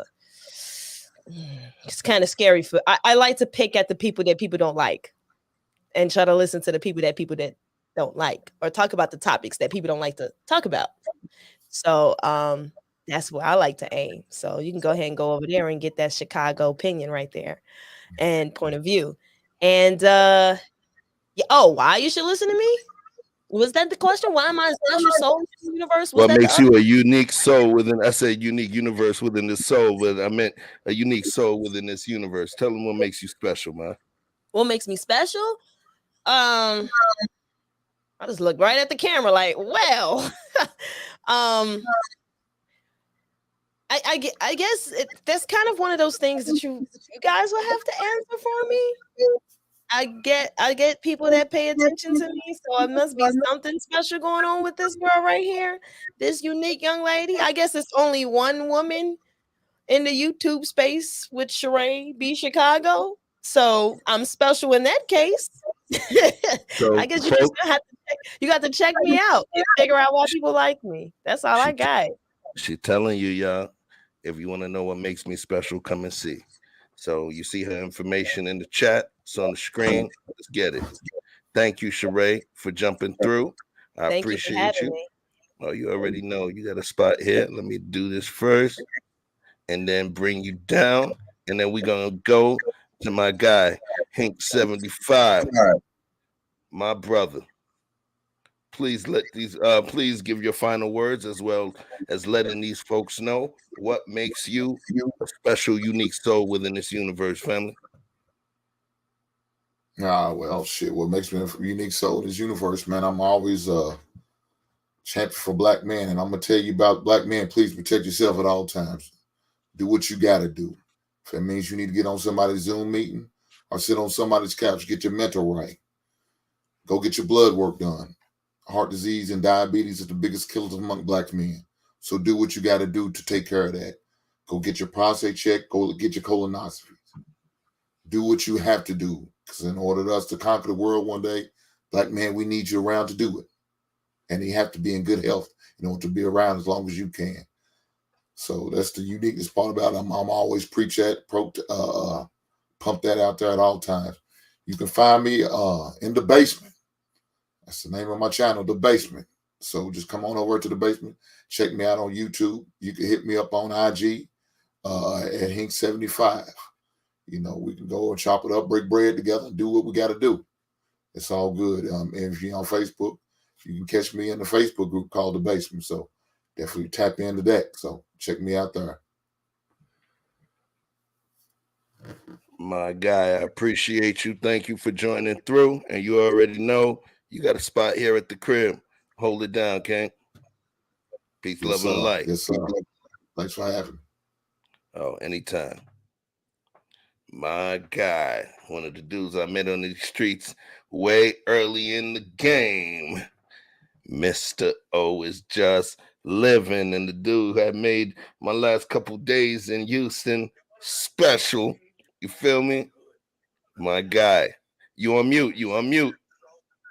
Oh man, great discussion tonight. I enjoyed it. You had me come out of hiding, man, sit here on your panel, man. I always have a good time. As a business, the WNBA is failing, and so as Sheree said, we need to restructure. They would have to restructure some things in order to make it interesting again before it can ever be profitable, and that's just the facts. But for myself, Mr. O is just living, where you can find me on all social media outlets. And my channel, Mr. O is just living, is about my lifestyle journey and I talk about women, fashion, and I give you a lot of game on life based on a player's perspective from where I come from. So you can find some unique things about me as far as how I look at life and the game that I want to give to the younger men that's watching. Give them something to follow, no different than The Basement over there, man. You dig what I'm saying? So follow me if you want, man. If you want some more, I got a new journey coming your way at the beginning of the year, and I would like everybody to follow me on that and take part, and you'll see it when I drop it. But until next time, man, I'm Mr. O, and I'm just living. You did. You dig. Keeping it player. My guy. Oops. Let me go back to the multi. There we go. All right. So, yo. You just caught a new sub, Mr. O. There you go. Now you got Canada on deck with you. So, here we go. Dr. Cape. Wait, I'm not even good. Right. So, yo, let them know your statement about how you feel. You know what I'm saying? And let them know what makes you the unique black soul in this universe. Let's go. All right, so I'm E Black with E Black TV. Personally, in regards to this discussion, I see this evolving a long time, but I think personally, if you really look at it, it really comes down to wanting more for what you feel that you're worth and what you do on a daily occasion. So if you feel like you worth more, go back, protest, do whatever it takes to get more, because no matter what, these people are making money, they're driving around in their fancy cars, they don't care about you. And especially if you're in these carnal industries where you're giving your body to something, I think you have every right to say, I want more of the pot. My name's on that jersey. I want more of the pot. I don't care what it is you're doing. Don't ever accept less for what you're doing in life. What makes me special is that I make this look easy work. You know what I mean? Nah. I make this look easy, but what makes me special is that, I love to have discussions. I love to talk about things from different sides and perspectives. And I really, really enjoy a good logical debate. May not be right all the time, but I'm willing to put my opinion against anybody's opinion. And if we have a commonality or a common ground, and I could be dead ass wrong, but no matter what, gonna listen and I'm gonna take in and I'm gonna enjoy it. So follow me, eBlack TV. Pretty much that's it. Shout out to Chef Shapino. He knows I like this shit. Right. So, my guy. All right, Blizzy. Thank you for dropping through. You already know my spot is your spot. Hold it down, family. Pause, Drop you but down. Right. Right. Right. Oh, Danique said, hey. He said he would take the super chat chick over Amber Rose. Look, he dropped down quick for that one. But we're gonna play this real quick for E Black. All right. We got to. Or for Danique. But he dedicated to E Black. Let's go. Okay, good job, good job. Get mine, no problem. Hit my line, you're irking me. I hit that woosah. No, I don't got perks on me. I sleep good on God. Spend that money, make it reappear. Ta-da. I've been getting paid. I've been eating good. I've been putting on some weight.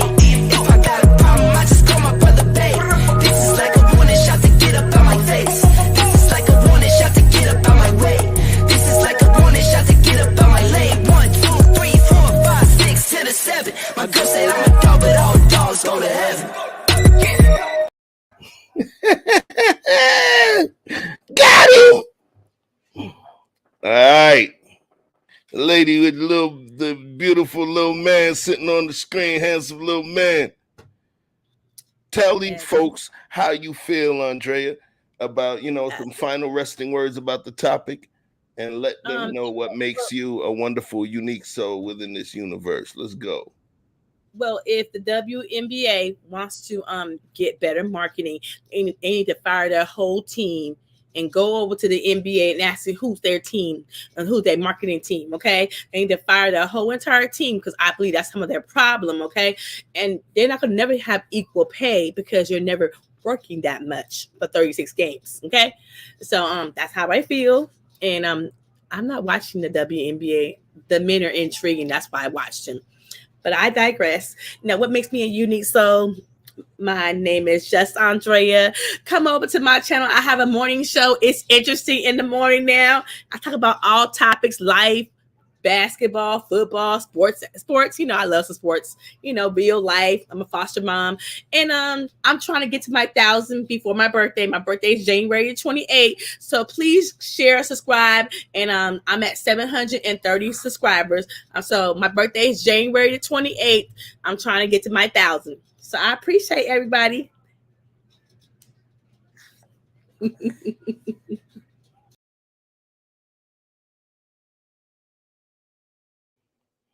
So there you go, y'all. We had a great discussion. Who knows? This discussion may morph, grow some legs. It may piss some folks off. Some people may want to react to some of the things that we said. And I'm comfortable with that. If you want to snip this up and react to some conversations, and then we could come back and have it. I'm down for it. I'm with it. I'm with the shits. But look, man, I definitely sincerely appreciate each and every person that stuck around for tonight's exercise and intellectual debauchery. I want to thank every single person that dedicated even just a nickel of the fruits of their time and labor to keeping this station going, this network rolling.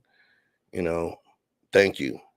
I sincerely appreciate the sincerity that you guys bring to the table, as well as your bravery in terms of wanting to challenge, somebody who happens to be the head of this particular page, right? So I want you to keep doing it. This is what I'm about. I love it. And like I said, if you don't see me, it's because I don't feel that I have enough to bring to you at that time. The same way, what's funny is it ties all in. The same way the WNBA is not generating a product that resonates with the folks. I believe that with what I do here, I'm responsible for generating a product that will resonate with you folks. And if I don't like it, I'm the chef. We always supposed to taste what we cooking. If I don't care for the taste of it, I'm not serving that shit to you. That's all I'm saying. So I want to say, in terms of this whole conversation, numbers is numbers, math is math, and the math ain't mathing.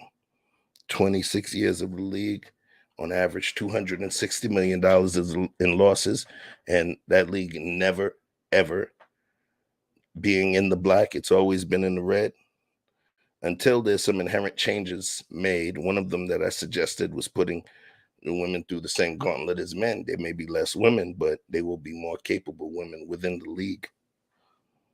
That's one of them.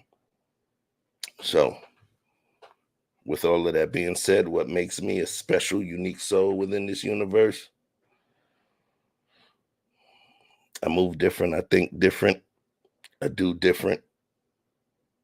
And I speak to how I feel and keep it real. That's all I got for you.